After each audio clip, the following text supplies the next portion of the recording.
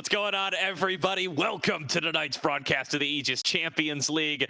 We got a little bit of some reschedule messes going on, but we are coming live with the winner side semifinals between Ole Miss Esports and Guangdong Flying Tigers. I'm Gordo. I'm going to be joined, at least for this early part of the stream, by Quacks. Quacks, how's it going, man? It's going really, really well. Yep, surprise, I'm on the mainstream of Aegis. I believe it was Slayer last week or maybe the week before, and then now I'm hopping up here. Shibby last week. It was Shibby last week, yep, and now I'm on here. So it's nice to be, kind of next in rotation, but this particular match, Gordo, has been at the forefront of everybody's mind over the past week. Everybody has really been surprised at how GFT have played these last couple of series. Everyone was surprised at them to make it this far. Meanwhile, though, Ole Miss, this is a train that everyone expected to arrive at this sort of a station and potentially continue going further on up full steam ahead. So, the expectations for how competitive this series are going to be is sky high, and not only is that sky high, but the trash talk between Colomer and Quest is also really spiced up the excitement I've had for this series going forward. Oh, it's been a pleasure. It's been a whole bunch of fun to watch these guys go at it for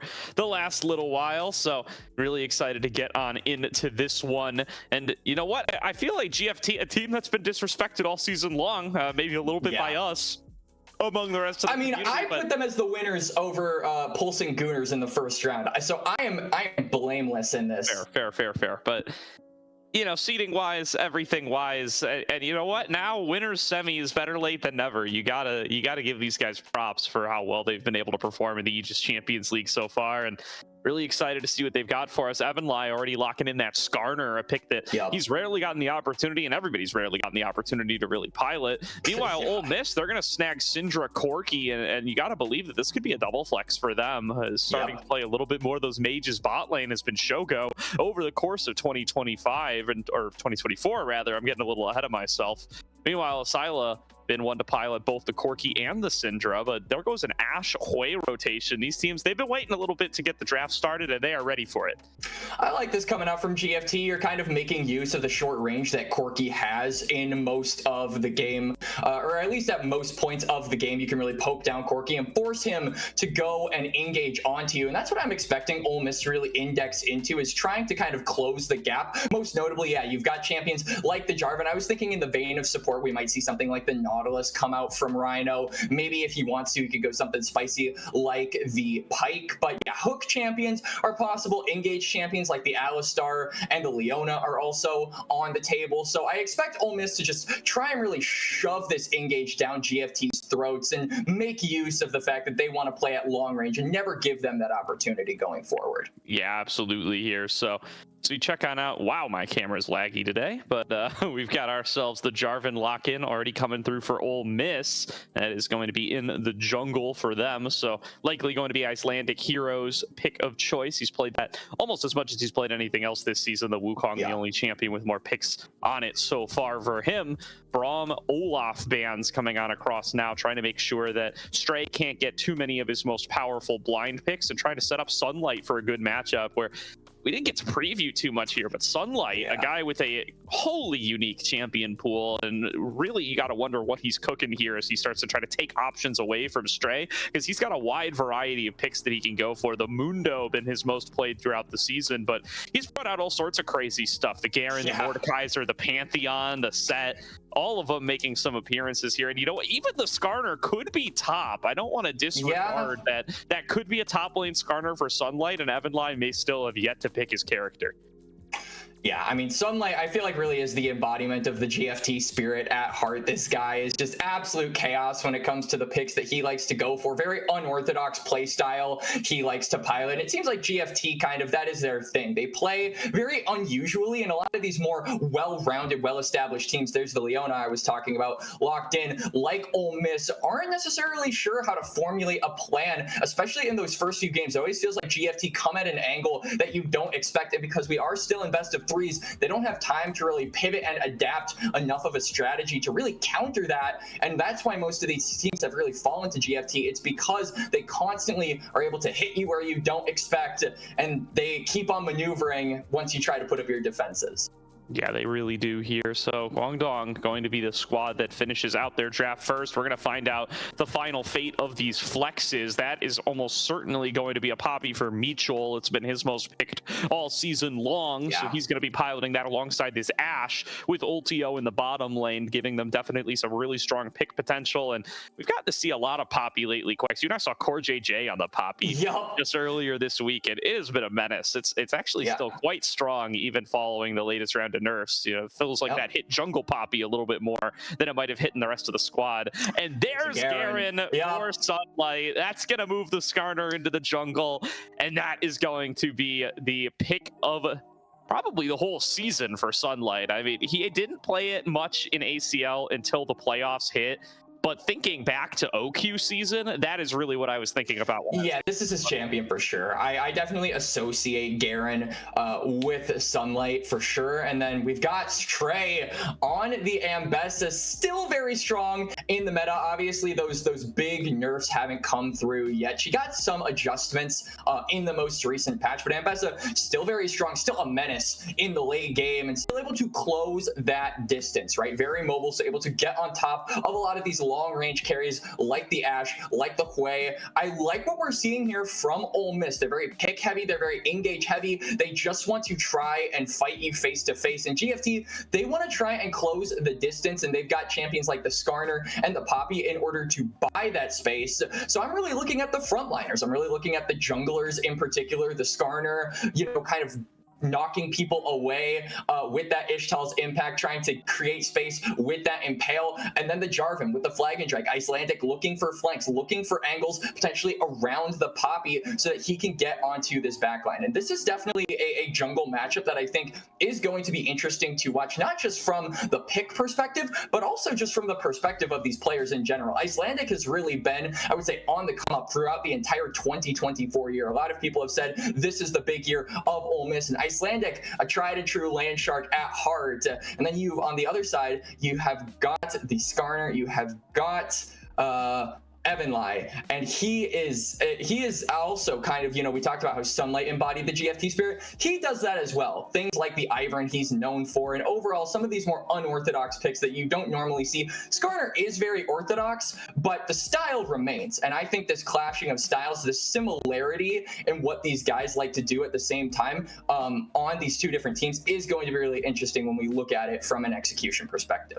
Yeah, it's definitely a matchup we haven't gotten to see too much of so far. I don't think these squads played each other in OQs. I mean, we didn't have Ole Miss at all in summer OQs, which is definitely a bit of a noticeable loss. And even if they had played back in spring, I feel like this core GFT roster has leveled up so much since then. I mean, they still would have been Nigel's last tiles back in spring, and they would have had some different construction of their roster back then, as well as having given time for some of these newer, younger players on the squad to have really leveled up over the course of the last couple of splits of play. So definitely a bit of a new beast, new tiger, if you will, to have to play up against the Land Sharks here today. And going to be a joy to check out. Full best of three, full fearless tonight, of course. So certainly going to get to see a little bit more out of both of these teams' champion pools. And this is a matchup that could very easily go to 3 if both squads are able to show up and be competitive with one another. I mean, Ole Miss undefeated in the ACL so far, a perfect regular season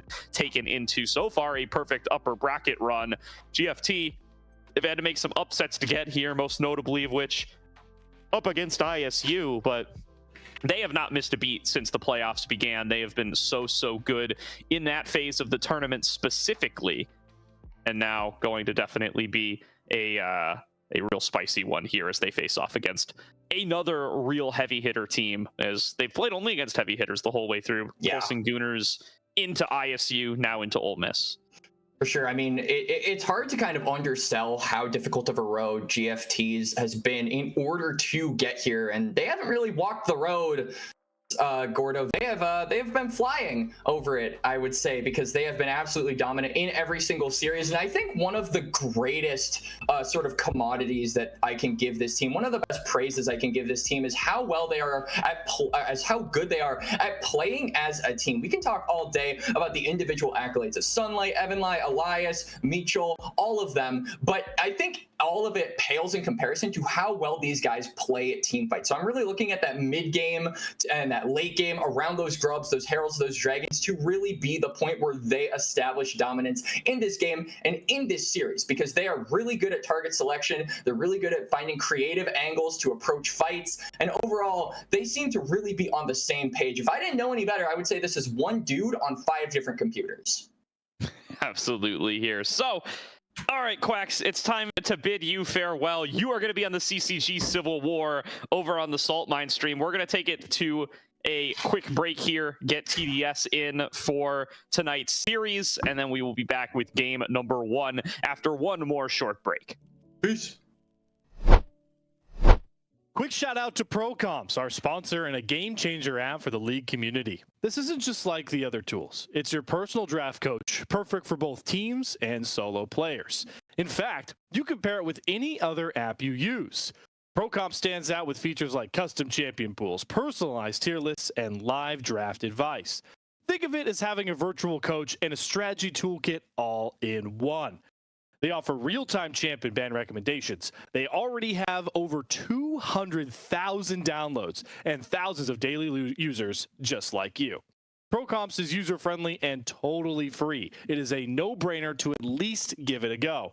Download ProComps now and you'll experience a whole new level of drafting power in your league games. Go to procomps.gg, download it from Overwolf, or click the panel below on our stream.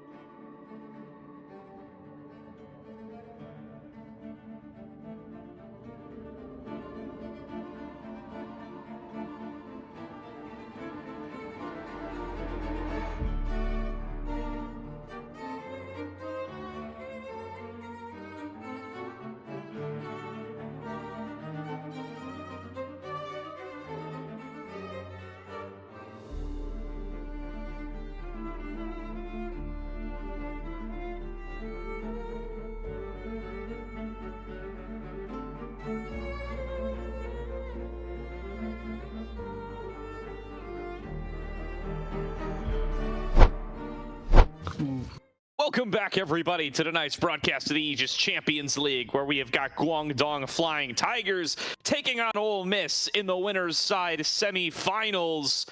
We have finally made it. We're in game. I'm Gordo. I'm joined by TDS now. TDS. I'm back. How are you doing, man? Welcome aboard. I'm alive.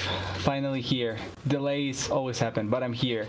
And we got a great series. We actually have an 80 carry now for GFT. I saw the draft, was worried we may not have one, but here it is.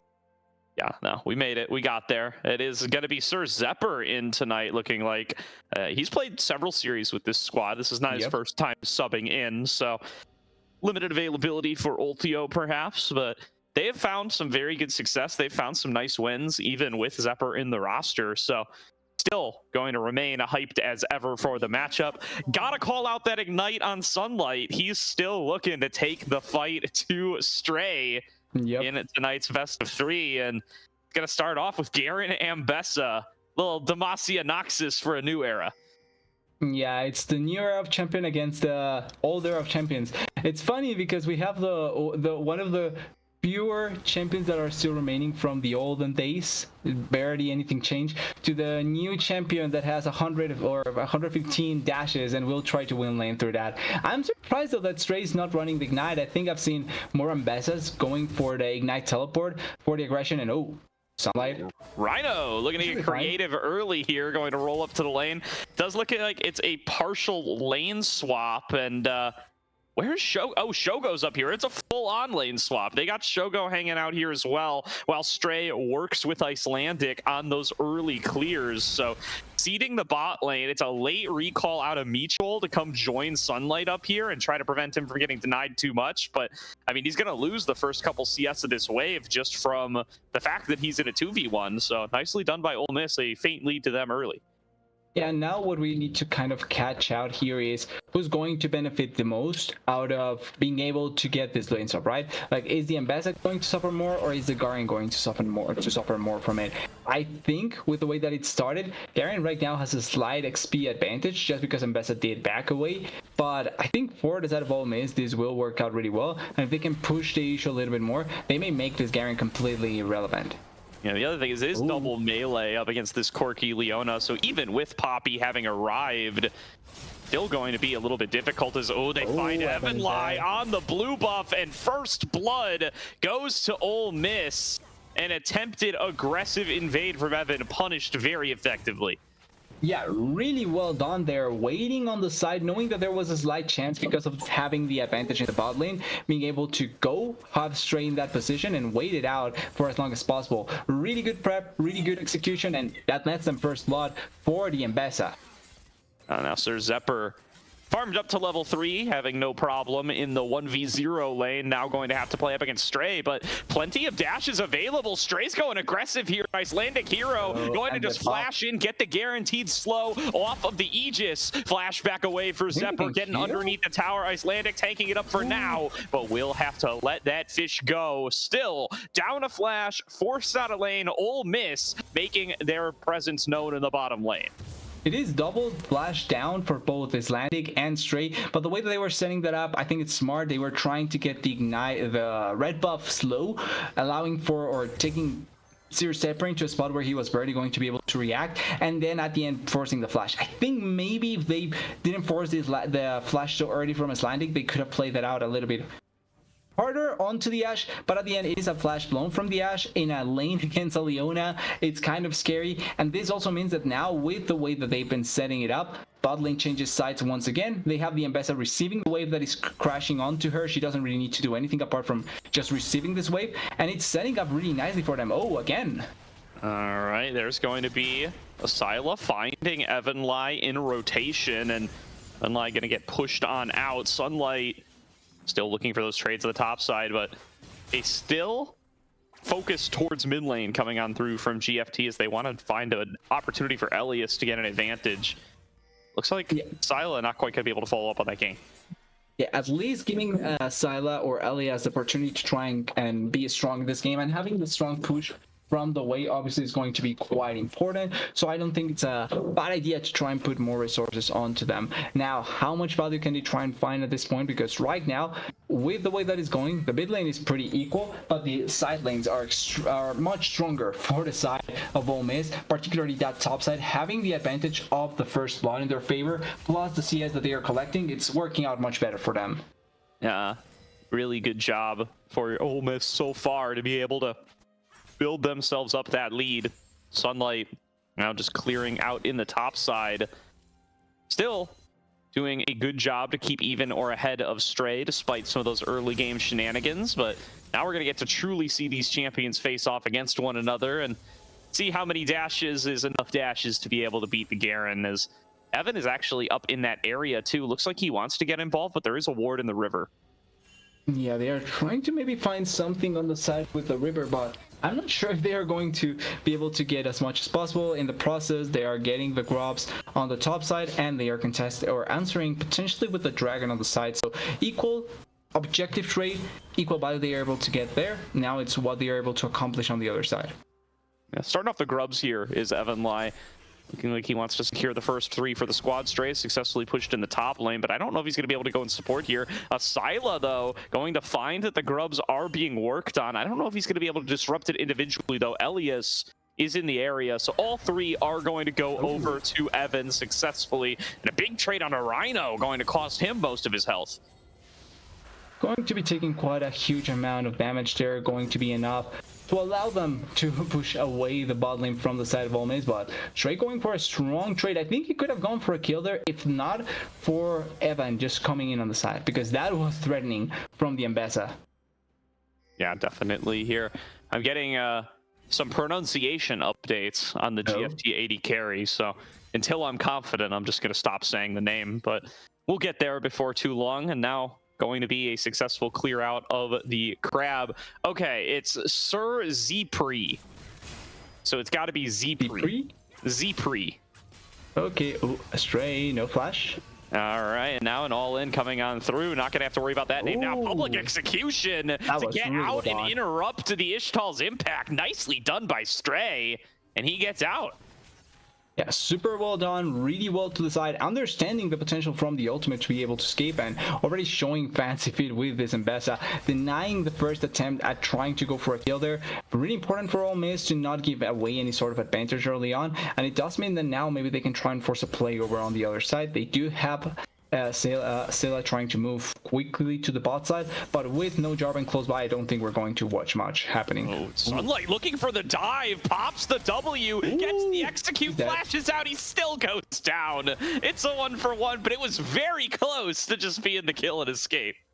Yeah, it could have been a kill and just escape immediately. Understanding the limits of the amount of damage that you can deal, and it's not something easy to do, but Elias, no flash. On the Elias in the mid lane, he is going to get hit by the Unleashed Power, does get the trade back onto Icelandic, so another 1-for-1 this time in the mid lane. Can Evan push any further up against the Syla? Wants to get that Impale, is going to be able to hold him against the wall. Mitchell's on top of him as well, going to be able to get the ground down on a Rhino, but the damage just there, a shove back into Enchanted Crystal Arrow, but scatter the weak out of a Syla. Still the Impale going to pull Rhino out of position. He flashes back away. One more rock from Evan could get the kill, but it does not connect onto Rhino. Ole Miss come out with the extra kill. Yeah, they get the extra in favor of a Syla particularly. So already a mid lane matchup that was looking positive for Ole Miss turns much better. They get the extra value, they get so much in favor of them, and now they may try and push the issue here with this Syndra, who 2-0 with 1 item completed. That's scary as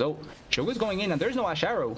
Wow, what a trade from Shogo there. This is why the Corki has just become so prized. Yes, he's got a 25 CS lead, but just the ability to be able to get these super aggressive trades out with the rework Gatling gun and all the damage that you bring to the table in an upfront manner just makes it so difficult for Sir Zepri to really be able to play it against this in the one-on-one. Mitchell coming on up now, going to try to get aggressive with it, and it's cool to see the aftershock on the Poppy, by the way. You're seeing a lot more of the Halo Blades these days, but going for the extra tankiness.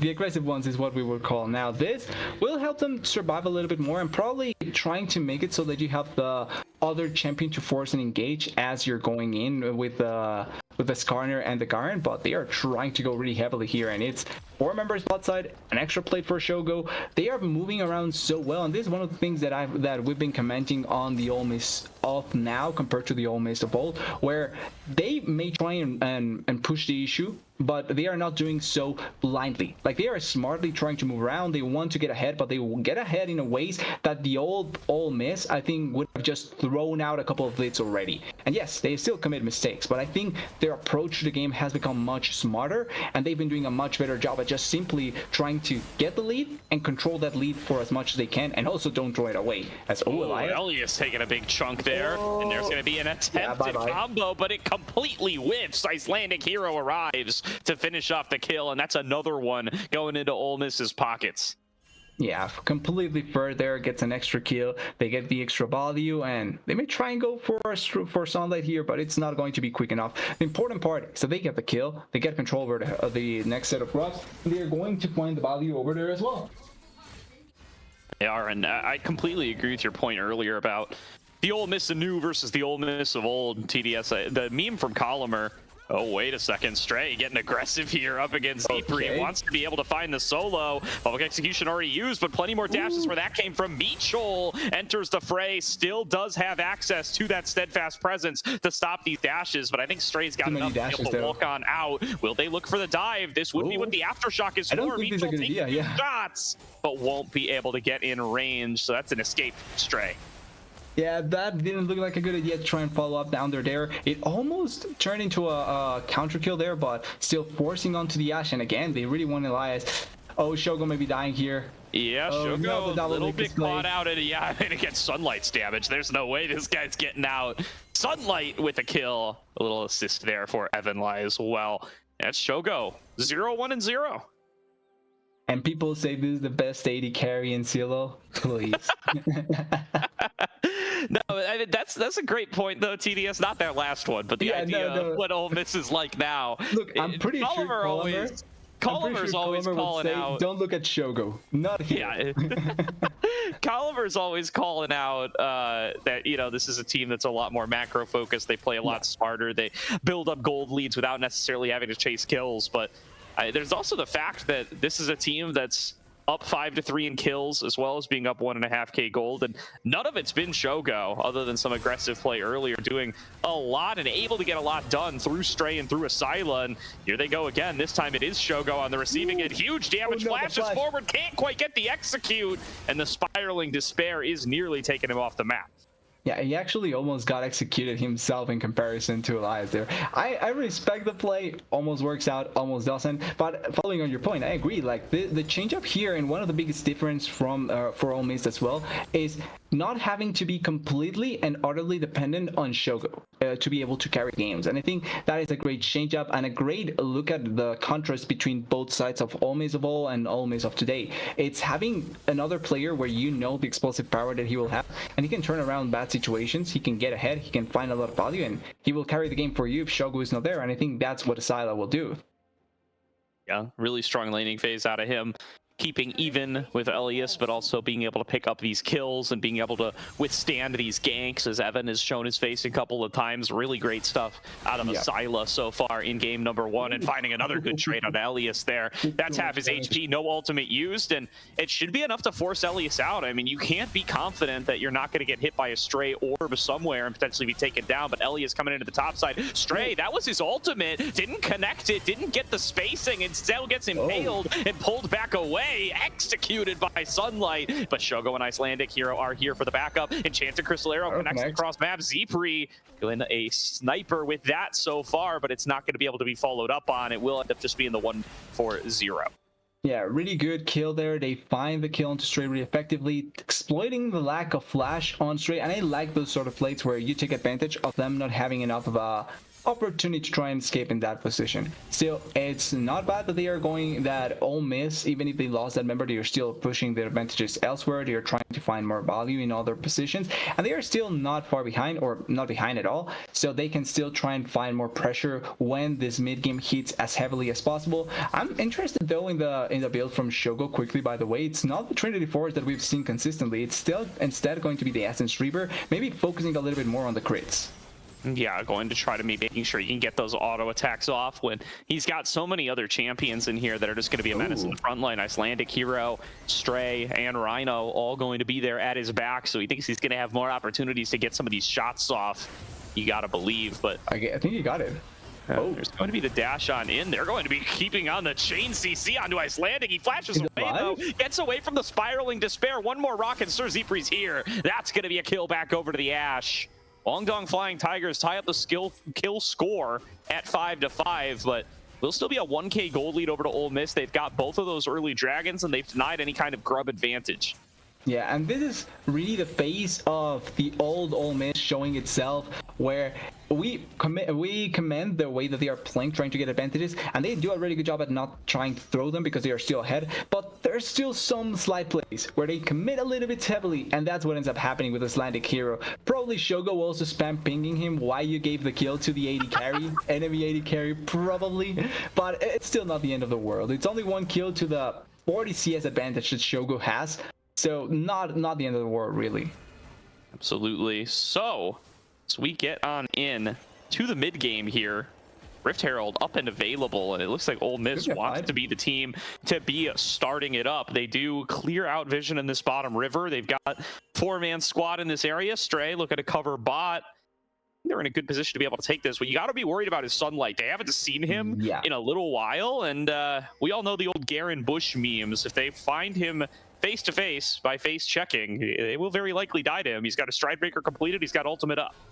Yeah, and it's level 11 Garen, by the way, so that means that his ultimate damage going to be hitting extra there, and I think probably Asila is looking to be the objective since he's the one pushing a little bit harder. And yeah, they are waiting on the side there, trying to collapse on both top laners to a certain degree. Not going to turn into any kill, it's only going to be turret traits into Herald traits as well, but look at Sunlight, he's already moving there. Yeah. Ooh, arrow bail. Down, Enchanted Crystal Arrow came out. That's the first one I've seen Zepre miss all game long. Yeah. But a crucial one to miss that could have been potentially opening up an opportunity for a KO. Shutdown. Over to Sunlight. Yeah, it would have been a valuable shutdown as well. Instead, the Ole Miss squad rotating over towards mid. They throw down their Rift Herald, and they have more members here faster. Meatjoel nearly gets taken down, and Unleashed Power might have been the end of him there. Rift Herald going to charge in, tanking up the turret. They're going to try to focus it down. Not going to be able to find the damage quite yet. They are able to push back Zepre and Elias, so they will claim their prize. Ole Miss retreat with another tower to their name. It is probably going to be tier 2 top lane, or actually no, there's not enough maintenance for Sunlight there, but it is tier 1. Ooh. Oh wait, the flash in. Nice flash in. Asila pops the Unleashed Power. Elias loses most of his HP, but will be able to keep standing. Evan now in front line alongside Meatjoel. But the damage dealers have been pushed out. Zepre down flash, down cleanse, low on health. Elias in the same position. That's Dragon. That's essentially Dragon. There's no way to contest this unless the Ole Miss takes way too long, but there's no flash on the 80 carry, no cleanse like you were mentioning, and no teleport for Elias. So he has to walk back into the play, plus no teleport on Sunlight. They will be at an Ember's disadvantage, and they probably don't want to try and force this fight, so it's going to be Mountain Soul Point already going for Ole Miss. And this is the thing that we were talking about with a little bit of a smarter approach coming in from the side of Ole Miss. Because yes, Silas flashing. Oh wait, maybe we see a fight here, Rhino. An attempted cleanup, and another nice scatter from Asila should be able to get them out of here. That was another spiraling despair out of Elias that does not find its mark, and that soul point for Ole Miss picked up basically for free. They've lost a lot of that gold lead that they built up in the early game, but they're now one dragon away from Mountain Soul, and that's going to be massive for them if they can secure it. Yeah, particularly I would say for Asila and for Shogo, having that extra resistance against champions like the Garen, you always want to be able to survive a little bit longer if possible, and certainly that's going to work out really well for them. And just quickly talking on a little bit of the point previously, like yes, Asila may have blown his flash in that previous play, but it's at a timing where even if he fails, they still have control of the river, so it's not the end of the world. He has the backup of his team, and if he wins, you get that sort of advantage that it's really difficult to overlook. And it's still a Syndra with teleport available, so even if he gets chunked, and as long as he doesn't die, that's still a teleport that you can come back, rejoin the team, and you can do a lot of damage if you're able to rejoin the team. So I think like more than being a risky play, it's kind of a 60-40 that if it works out, it's actually a 70-30 for your team. Oh, Elias. Public execution connects. Stray finds somebody all alone and will be able to take Elias down. That's a nice kill over to him with Rhino's assistance and a numbers advantage to Ole Miss on the map. Right as Baron is spawning, it's going to be here in 5 seconds, and the river belongs to them. Icelandic Hero used the flag and drag, though. They're going to try to collapse on this. He flashes out right through the Cataclysm. Goes Evanly using his Stalled impact, grabs him with the Impale, brings over Sunlight, who leads with ultimate and won't find enough damage because of it. What is going on? Okay, that's a slide misplay coming in by Sunlight there. He went immediately for the ulti instead of trying to proc a little bit of his damage more. Maybe thinking that the flag and drag was going to be up soon enough that he was going to be able to escape, but he actually misreads the situation, allows for Icelandic Hero to survive, and that actually means that Baron buff is no longer a threat for GFT, because if Icelandic dies there, there's probably a chance for you to force Baron in that situation with no ultimate on Stray, no ultimate on the other, or no jungler on the side of Ole Miss, and a potential threat there in that position. And Garen also deals quite a good amount of damage to objectives, by the way. It's quite a bit of damage, and this is Serpent's Fang second Garen, by the way, but Mitchell going to find himself outnumbered and outgunned to the middle of the river. Is he truly outgunned, though? Sunlight is here, as is Evan. He dips into the wall, dips right back out, and nobody going to end up falling. The scatter the weak out of Asila did not connect. All 5 members of Ole Miss down on this bottom side with nothing really to take and no members to pick. Yeah, exactly, and it's an insta flash. It means that they are going to be able to move around and away without having to worry much. But now, once again, threat potential for the next dragon. 2 minutes before it spawns, no flash for Mitchell. Oh, arrow close. Not quite connecting. Evan's still fishing around as well, really making good use of the fact that he can hang out in walls most of the time. Z3 is caught. No flash, no chance of getting out of this Cataclysm, and an easy pickup for Shogo. Ole Miss with the numbers advantage again. Yeah, they get a really nice pickup. It's landing, realizing that there's no flash on the Ashe there. Oh, wait. Syla has a shotgun as well. Oh man, Sunlight able to get that kill pretty quickly and just stays on top of Asila the whole way through. That's that power that Garen brings for this team, but it does leave Stray alone top lane for quite a bit of time. They will be able to clean up this tower. Yeah, they get back the turret, so the gold does still go in favor of the side of Ole Miss, but it's still a 1-for-1 and a slight shutdown going once again into the Garen. This Garen has become stronger. He's 4-1 right now, ahead really heavily in CS to Stray. I'm kind of curious how much gold he has right now. Probably close to completing his third item. Yeah, 2,500, 9,000 gold, about 2,000 ahead of Stray. So really far ahead. He is the only thing that has to be scary for Ole Miss, because if he gets on top of Shogo, of Syla, like we just saw, he blows him up immediately. Yeah, really quick damage able to be manifested here by both sides, really. Whether it be this Garen or the Syndra or even Stray on this Ambessa, they can blow up a Stray carry so quickly and build that numbers advantage that both teams are so adept at using to be able to secure these objectives. 20 seconds to go on a potential soul for Ole Miss, and GFT, they're not clowning around by these dragons anymore. They're going to be in position well in advance. Yeah, they got immediately into the objective, and importantly here, this is where we see shine Elias's way, because the poke is going to come through. You have the threat of the Ashe arrow. Oh, they are starting in, but Rhino is already taking so much damage. Yeah, Rhino forced to flash away. There's going to be a nice arrow onto Asila. He has to flash back away. In the front line is Sunlight, takes down the support, but now stuck inside of the Cataclysm. Mitchell falls down as well to 1-for-1 so far. Asila is low, but Scatter the Weak back into Evan to be able to take him down. A double kill coming through for Shogo. The space still belongs to GFT. The health bars are low for Ole Miss, but they have more members left alive.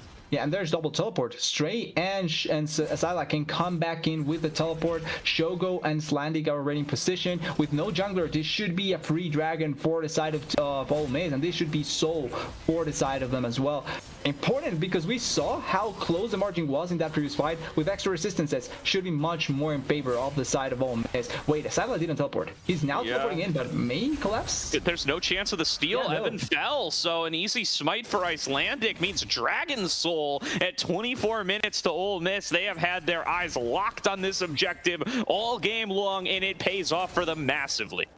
Yeah, really well done. Started off with that lane swap, and so far they've ride the wave really well. The gold lead is only 2k, I think particularly because of the difference that Sunlight has on Stray, but the rest of the members have played it out really well, and even Stray as well. Like, he hasn't been a major problem when you think about it. Like, it's not like he has died consistently to Stray or anything like that, to Sunlight or anything like that. It's more so that Garen just naturally got ahead really heavily. But apart from that, they've managed out the game really well, and when it comes to team fighting, it feels like Ole Miss a much better machine trying to play it out and finding these light angles be in their favor.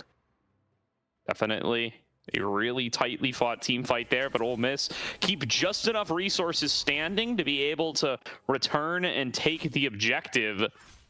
Now are really set up for the rest of the game with this big shield buff that will be available to them. Yes, they're going to cut through the shields a little faster, especially Sunlight, who's about to get the face check on a Stray. Stray trying to dash away. Silence came on across. The slow's not going to be enough, but Sunlight is just losing out on the trade. Public execution comes through. Stray trying to take down this Garen, and there is the solar flare to steal the kill. Rhino stamping his name in the game.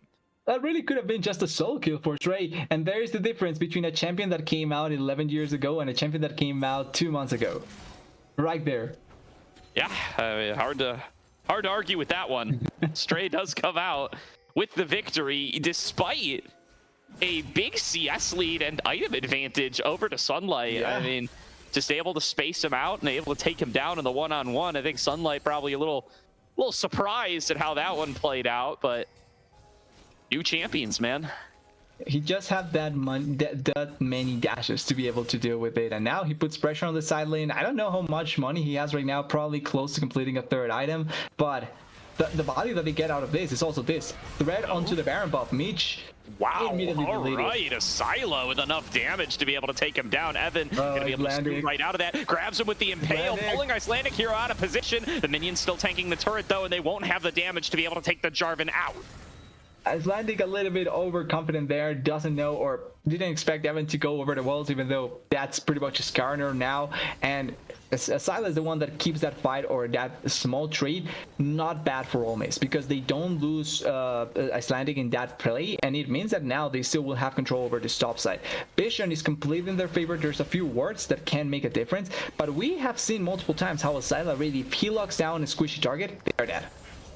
No, Evan overall looking around still to be able to get this fight started, but taking more damage than he bargained for. Asila, 2.5 items in, really starting to hurt even up against the tanky Skarner, and we'll be able to force Evanlai back in the play. Now you got to be real cautious about this Baron, especially if your jungler is as low as Evan is, but GFT are still pushing the issue. They don't care that one of their frontliners is low. They want to be able to take control of this space, but it's so dangerous against Ole Miss. Yeah, importantly, there's no ultimate there for Icelandic because Sepre has no flash, or Cypre, sorry, has no flash. That meant that there was a chance for them to try and commit if they saw the opportunity. Oh, and Sila. Oh, Rhino on you're the alone. flank. Maybe a little deep, though. Gotta be focused down. 1 versus 5, and Rhino, he gets a little big for his britches there. The rest of the team not on the same page. Yeah, I'm not in the same position. This does mean that now, for the next couple of seconds, there's going to be a window where GFT can try and regain control of the Baron buff, try and get a little bit of vision in their favor, and also makes it so that now we're oh, Zipper may die here. Oh, Zipri needs to be able to stay up, but he's gonna get taken out. Public execution from Stray will take out one of those valuable carries from GFT. Gonna be tough to challenge the Baron in that kind of position. Icelandic and Shogo are two-manning it. Mitchell, aware that it's going on, going to try to punt somebody out, misses with the Keeper's verdict, and now the Baron falling lower and lower. GFT are panicked, going to need to make some kind of move here to challenge on the Purple Worm. Evanlai hit by the Unleashed Power, nearly taken down, and a retreat back from Icelandic hero as he will nearly fall, as there's going to be the knockback on in. They're trying to focus down Stray, still tanky on the Ambessa.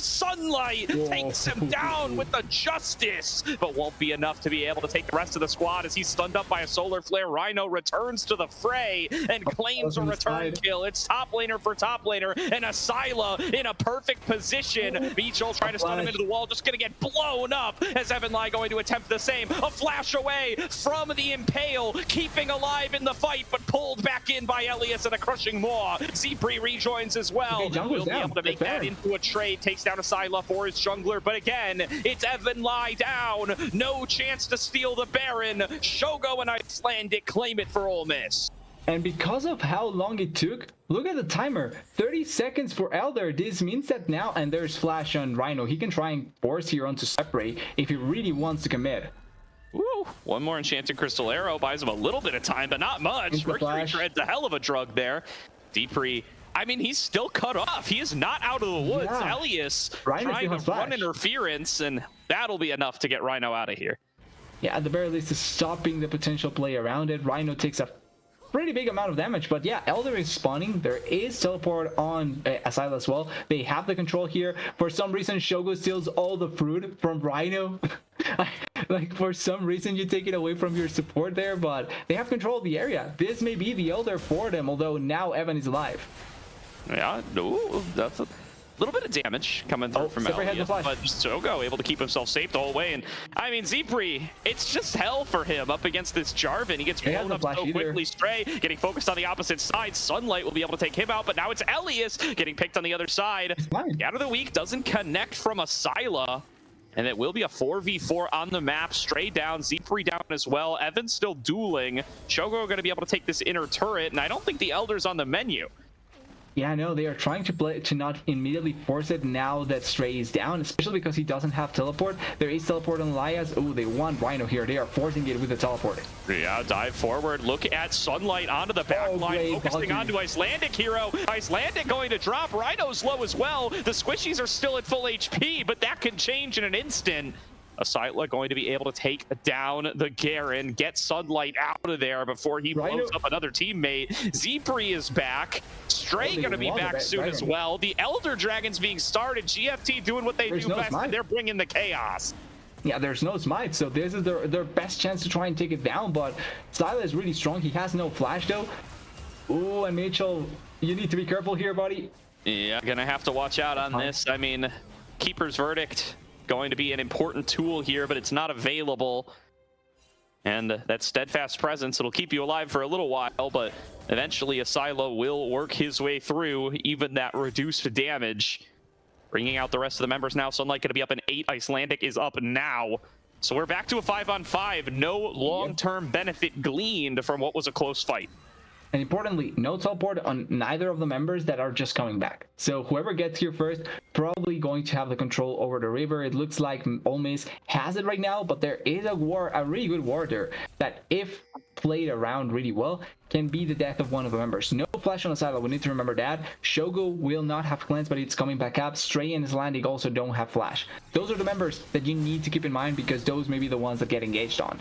Now the Elder Dragon getting started now. It doesn't look like GFT are in a position to be able to contend, but of course that Skarner can go over any wall, anytime, and it's going to be up to Evan to be able to come in with the steal. Impact comes and goes, didn't get over the wall, was interrupted, now going to have to walk around the long way. Looked for the sting, didn't find it. The steal will not be available. Icelandic hero claims the Elder Dragon for Ole Miss as Shogo is untouched in the back line, letting it rip with the Elder Dragon, claims himself 3, but it is going to be 3 back for GFT. Elias with a triple kill. 4 champions left on the Rift, 2 per team. Yeah, and they played it with a 50-50 at the end. Colmer probably screaming his lungs out because why the hell are we doing this when we were this far ahead? But Ole Miss does secure it. Shogo has the strength to fight back, and they will be able to push thanks to this.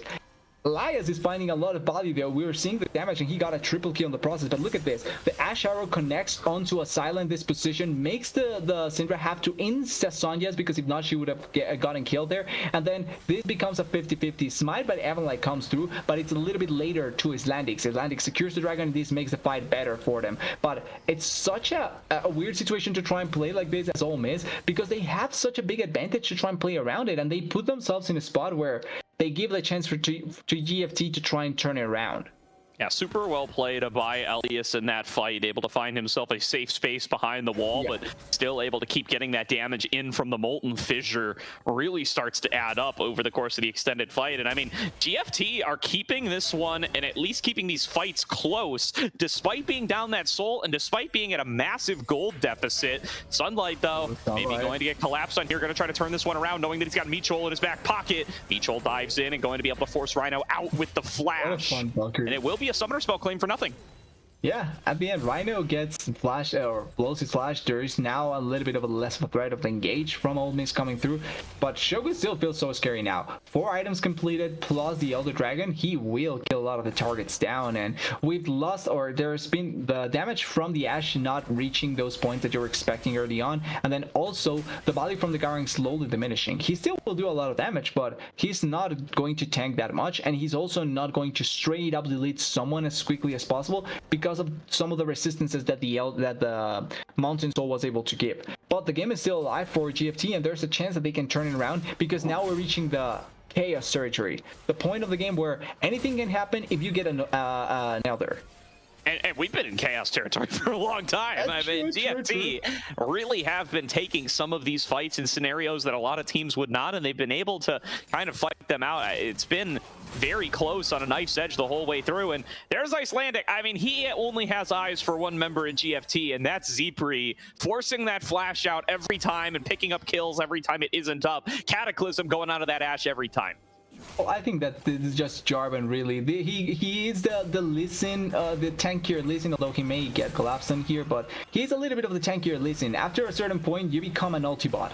And if it works, great. If not, okay. Oh, the stun. Solar Flare coming out. Shogo just got chucked. Elliot's trying to flash back away. Doesn't have as much backup as he might like. Z3 just gets demolished by Stray. But Shogo's getting focused on the other side. Michol going to be able to claim that kill, but both of his carries have already fallen down on the opposite side. Rhino keeping folks held still while Asila tears them asunder. It's a triple kill over to Stray. But Sunlight was able to make another pick on the opposite side. It ends up being a 3 for 2. Shogo saving flash for next game, and I'm honestly not even sure where they got to Shogo that quickly, but because of how the fight was separated, and importantly because Stray was quicker onto Cypre than they were onto Shogo, they are able to play that fight much better because they get numbers advantage immediately, they play the long fight much easier, and then they are able to close it out. Really good fight by Ole Miss, although Shogo does die at the end. He does lose his streak or his bounty really effectively. I think it went to the Garen, but I'm not 100% sure. So still a little bit of value in their favor. I think the Shogo shutdown went to Michol, actually. Which is, no, that's still, yeah. That's a little tragic. Yeah. Does get him his Dead Man's Plate if he didn't have it already, although I'm sure he did. No, I think he did. Most of the way to his next item. Maybe Force of Nature? Hard to tell. Or what is it called, the other one that gives you Knight's Vow? Could be, I'm not sure. Oh, could be. I'm actually, no items, I don't remember all of the item build paths, so could be, could not. It's a support, who cares? I don't know, it's something that builds out of Negatron and Moonplate. My guess is still going to be on that Force of Nature, but we'll find out. Yeah, probably. Magic Resist makes much more sense. And they are starting Baron immediately. There is vision for the side of GFT, so they know this is happening. And look at where Sunlight is. He has no flash, though. Yeah, so the only way going to be able to find his way out to Asila, though. Asila blast codes right into the Garen's face. Ultimate can't quite get cast due to that stasis, but he will fall. And now Evan is here to challenge the 50-50 Baron. They're trying to carry him back away. He's locked down inside the Cataclysm, but he's been able to take down Icelandic hero. He falls as well. The Baron is regenning with neither jungler left alive. It's another 2 for 3 fight. Ole Miss with the numbers advantage. Yeah, and they have been immediate position onto the Baron because Stray kept it alive or below half health Elias. Elias flashed on by Shogo and taken out Mono e Mono. Shogo with the extra kill, but now Sunlight still here, still strong, needs to disrupt this Baron, cannot do it. Stray is able to take down the Worm for Ole Miss, and they hold on to the lead. And importantly, once again, the fight was so long, 18 seconds for Elder Dragon. If they want to fight again for it, they can. Icelandic will be back sooner, Asila will be back sooner, and that was a fight without Asila to start it off. They actually lost the Syndra super early on, and Shogo took it upon himself to win that fight. What's a painter to a man with miniguns and an, I don't remember what the hell the animal was, but it's a manatee. Manatee, yeah. Yeah, what is a painter to a manatee with guns? Honestly, true. He's got spatulas too when he crits. It's a dangerous skin to be certain, and that Elder Dragon getting worked through pretty fast by Shogo. I mean, he's basically been soloing the thing, and it's down below half HP. Now the rest of the squad rolls up. They will claim this Elder uncontested. GFT not able to regroup and challenge in time. And Ole Miss with an over 10k gold lead with both epic buffs and with Dragon Soul doesn't get much more powerful than this. They're going to look to push for a win. Yeah, if they don't get enough damage to blow the base open here, I'm not sure what will they need to be able to, because Baron buff, Elder, and a Corki with 6 items. That's really, really strong there. And the Syndra also 5.5 items. Like, this is a point where you can destroy everything, and there's barely anything GFT can do. They are waiting on the side, trying to maybe find a good pick onto Stray, or trying to get the perfect fight here while Stray's not here. But they have to do something quick, because the push may be too strong, and Show is doing so much damage as well. Yeah, not quite able to find the stun there off the Solar Flare. GFT going to have to choose to make their stand and try to take a fight here. Or they're going to need to find a way to wait out this Elder Dragon, but there is no more waiting. Ole Miss will not be denied, and they will not be delayed. They're bringing in additional Baron waves to siege on these Nexus turrets. Z3 doing his best to try to clear it out, and Grizzlero going to connect onto Rhino. He's going to get hit by the Ishtal's impact, but I don't know that starting on Rhino is the recipe to be able to win out on the fight. Mitchell burning lower and lower will be executed by the Elder. There goes Evan as well. Sunlight's been blown up on the front line, and everybody on GFT falls. It's a triple kill to Shogo. Ole Miss, all I's dotted, all T's crossed. They take game number 1. Yeah, they did so in a really effective manner, controlled and smart, a little bit throwing at times, but in general, really, really good. And this is the change-up that Ole Miss has been doing so far this season. Old Ole Miss, new Ole Miss, and the new Ole Miss is working out marvelously. 50k damage by Shogo, by the way. That's a lot on the Corki. Yeah, a closely fought battle. GFT, you can see that they can go toe-to-toe in the fights, and they can make the cross-map trades happen. They were able to get some good picks with Sunlight's Garen, which has been such a big pick for them all season long, but it is that controlled macro play out of Ole Miss that makes the difference. They're stacking dragons the whole way in those first 20-some minutes, where you see that the gold stays relatively even, and once they've got that soul, that's where it is a straight down turn on this gold graph. It gets redder and redder and redder until they are finally able to take the dub. Yeah, that's probably one of the biggest canyons in Gold Div that we've seen in a while, where it all starts nicely and then the fall that happens. But it just goes to show how strong they are right now. Like, GFT has been doing an amazing job reaching this point, and certainly everyone discounted them before coming into this semifinals. But at this point, now you're facing a top dog, right? And I think GFT, for all the good that they've been doing, this game really showed that their chaos style probably needs a little bit more control to find more opportunities, because as soon as everything turned into chaos, even if it worked out a couple of times, the chaos wasn't enough to stop the control, and the control was able to win out of the game in a lot of instances. Yeah, I think it really comes down to some of those dragon fights. Like, yeah, they challenged on the soul ever so slightly, but 3 of those went over virtually for free. Yep. You need to be quicker on the draw for those objectives. Didn't even get the full lockdown on the top side objectives either, which is the trade that you'll sometimes see teams make. It was 3 for 3 in Grubs. The Rift Herald went over to Ole Miss as well. They had complete objective domination throughout the game. Yep. Not able to keep pace are the Flying Tigers, and that's what we're going to need to see change coming into game number 2. Yeah, change will need to happen, but they have a game number 2, and at the very least 10 completely different champions from the one that were played in this one, because now there's going to be a lot of change-ups for multiple members. But the approach that Ole Miss did here, giving up Skarner and Wei, which have been, and Ash as well, quite a few consistently priority picks champions in a lot of the other games, and they were able to dismantle those 2 champions really well. So getting a win without those, really important for them, and maybe they can now prioritize even more meta champions. or stronger. Absolutely here. Oh, what a win for Ole Miss in game number 1. Well, we'll find out if GFT are going to be able to fight back as the series goes on in a couple of minutes. We're going to throw it to a quick break while we get set on up. But here's a quick word from Pro Comps. We will see you guys on the other side for game number 2.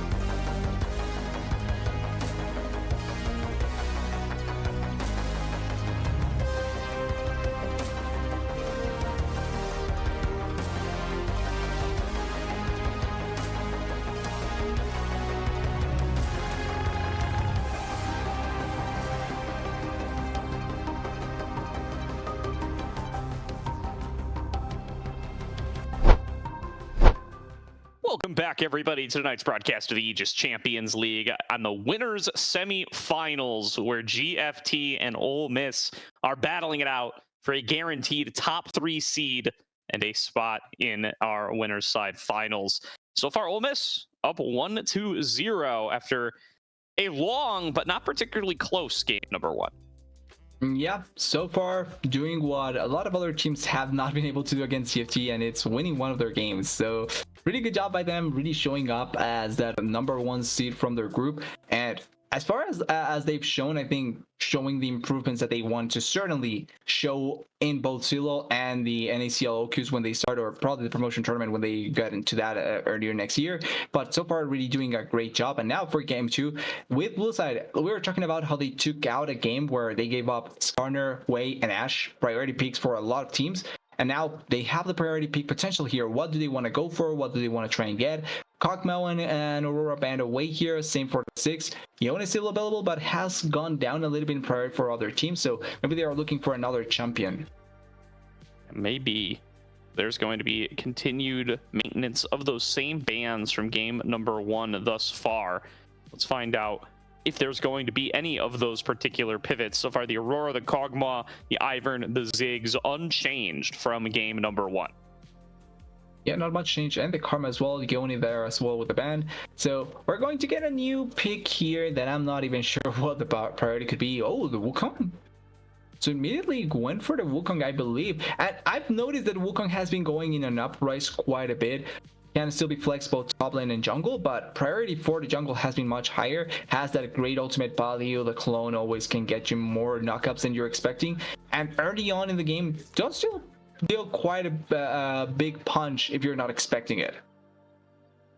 Absolutely here. And the Wukong been a huge pick for Icelandic all season long. I mean, it's his most played so far. He has been going for it pretty much every opportunity that he gets, and he's played it 4 times, which is pretty significant amount for a full Fearless. Meanwhile, GFT going for that Udyr. That's been a big pick for Evan Live, so it's going to be a jungler snapped up first for both sides.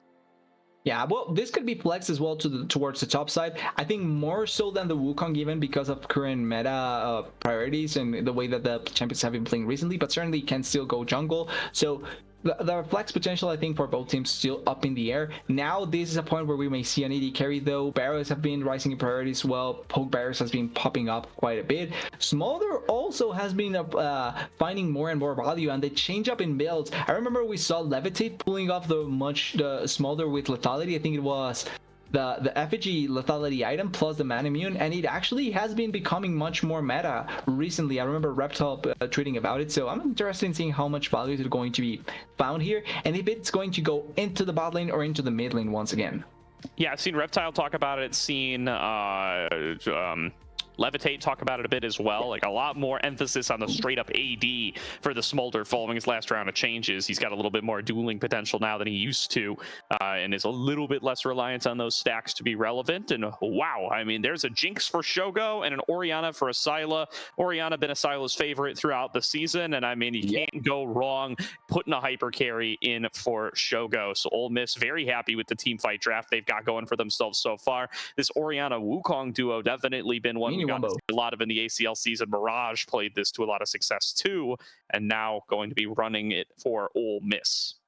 I'm not sure if we should bring up Mirage considering where they are right now, but like, yeah, it worked out for them. Maybe this is going to work out for Ole Miss as well. And I like the idea of having that extra burst potential, especially going against something like the Smolder that can stack up so much on the AD. And even now with the Darius, yes, the Darius has blow up potential, but if you're able to kite him out, like you can really easily just not enable him to get on top of Shogo or one of the other or Asila in the arena here. But now immediately banning away, I think the Olaf is a really smart ban here, considering the amount of CC that you may need to try and stop the side of Ole Miss. And then also supports getting banned away, particularly the Enchanter ones. Milio looking like a potentially nice one for buffing up this Jinx, but I think TK may be an interesting option as well. I think Rhino wouldn't be mad against going to TK here, and protecting Shogo with a Tam Kench also really nice to go for.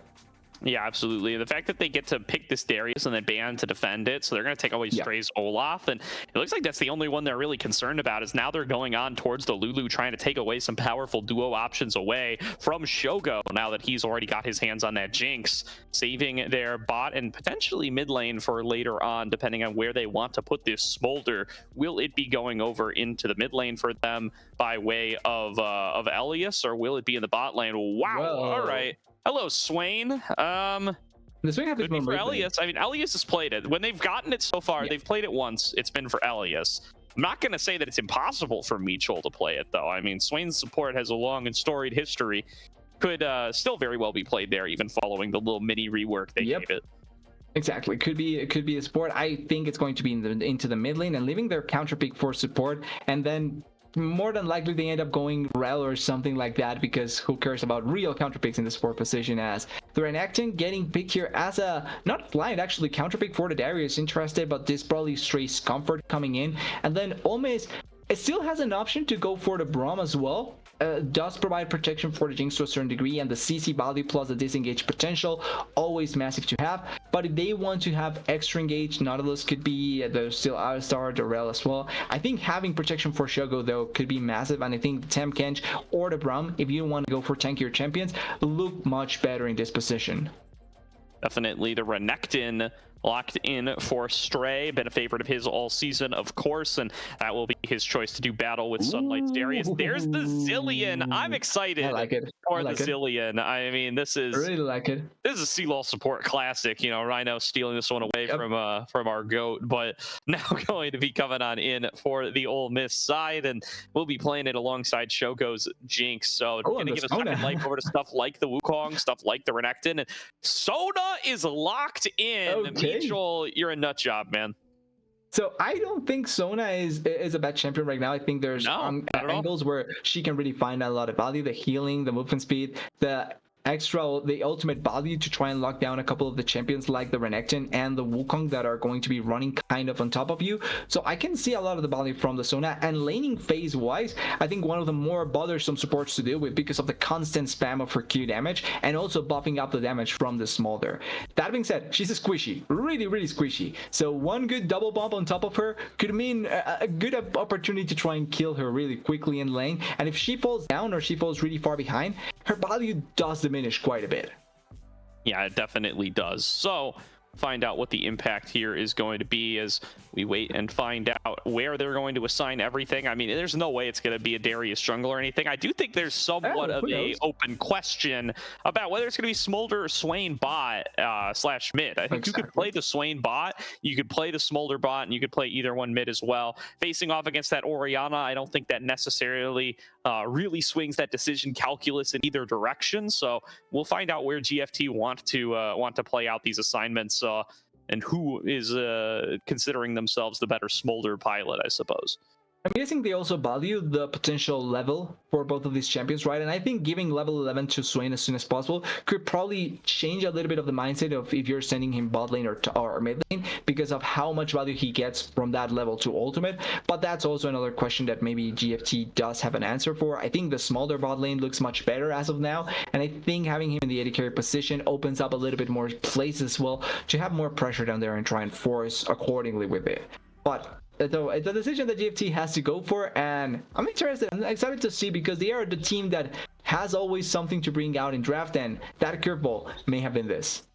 Definitely. I mean, not elimination on the line from GFT, but a punt down from the upper bracket and the need to go in and start playing those lower bracket best of fives. And once you get to lower bracket best of fives, that's a grueling gauntlet that you have to run. You have to play 3 best of fives in a row against some of the best teams in the league to try to get yourself a spot in the grand finals at all. And then you have to play those grand finals.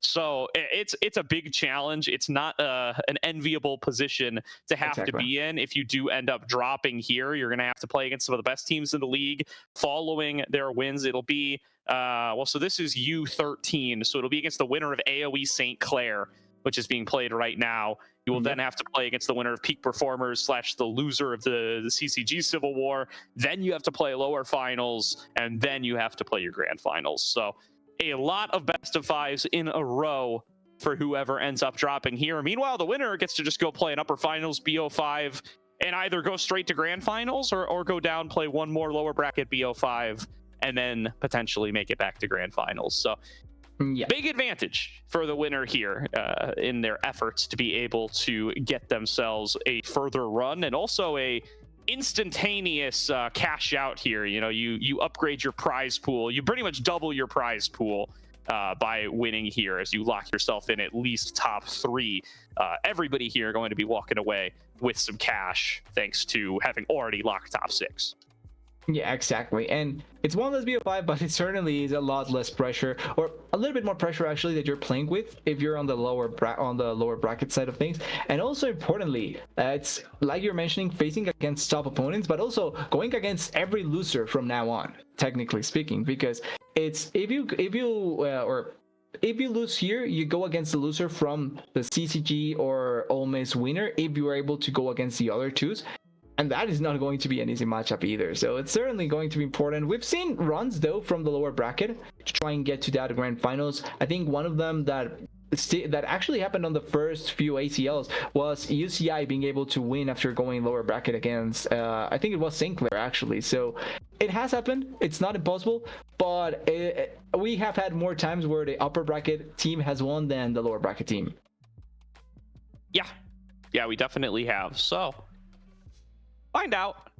It's going to be a big challenge to be able to fight your way back into this if you do drop here, but not impossible. We've seen some pretty miraculous lower bracket runs in the past, so find out just how well they'll be able to do it here if they do end up dropping. But still plenty of League of Legends left to be played. ZFT could take this to a game 3. They could still take this series. It's a tough comp to play up against, though. This feels like some Ole Miss bread and butter here. They've got a really powerful team fighting composition, and they got this zillion to give themselves either a bonus life to a backliner or a bonus life to a frontliner, and just keep that fight going if somebody does manage to reach them. Could also really put a thorn into Darius resets.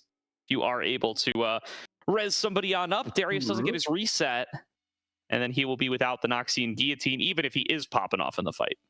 It also could mean Shogo dying twice in a fight, so it can work out. It can work out in both senses, but I can see this being. I think particularly once again for Shogo, having 2 lives in a fight makes him have more of a desire to go aggressive, and we've seen that Shogo does like to play aggressive. Like, he is not shying away from going forward if he does see that he can find damage. So having a champion like the Cillian on his back to give him an extra life, extra movement speed, probably going to work out really, really well for them.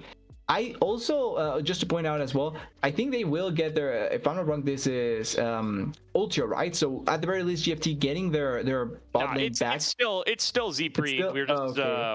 We're still having the same issue with the graphic here, so we switched. Okay, yeah. We switched it to Ultio so that at least Smolder would show up, but it's still Zpre. Okay, yeah, I actually thought they had their AD carry back, so at the very least fighting an equal fight, but no, in that case, it's still going to be a difficult one. I think Zpre had a top game last time, not necessarily because of him, but I think the smart move from Ole Miss, playing the lane swap and then finding him in multiple occasions in difficult instances as well, made it really difficult for him to play, especially he was playing an Ashe. So as soon as your flash is down, you're an in-mid target and you're probably going to die really quickly. This time around, you do have extra mobility, you have a little bit more late game capability, and also you're going to have the execute, like it or not, eventually. So probably going to be much more valuable for GFT in the long run. Absolutely.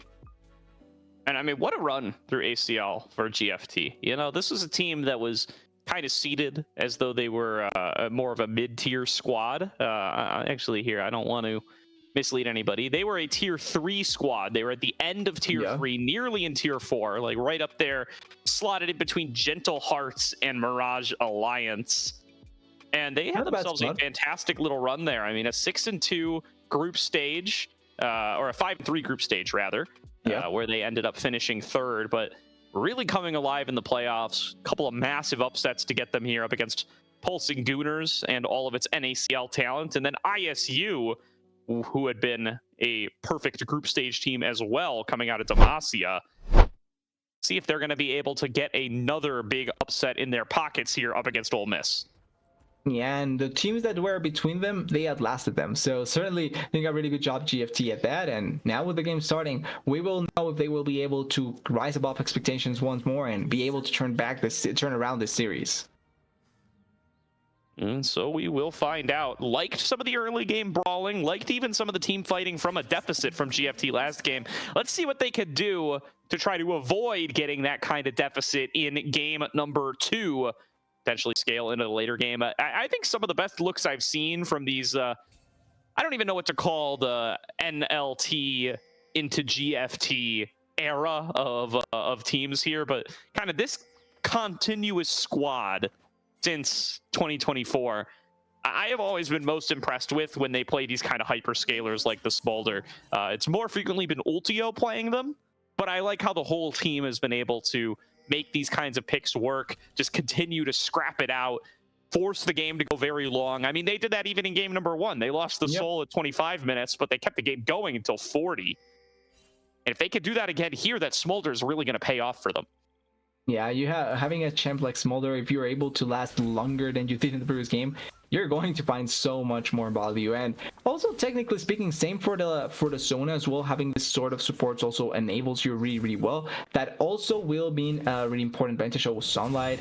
He doesn't know this. No, this is so smart. There's more backup coming for him, and they could get Shogo rolling nice and early.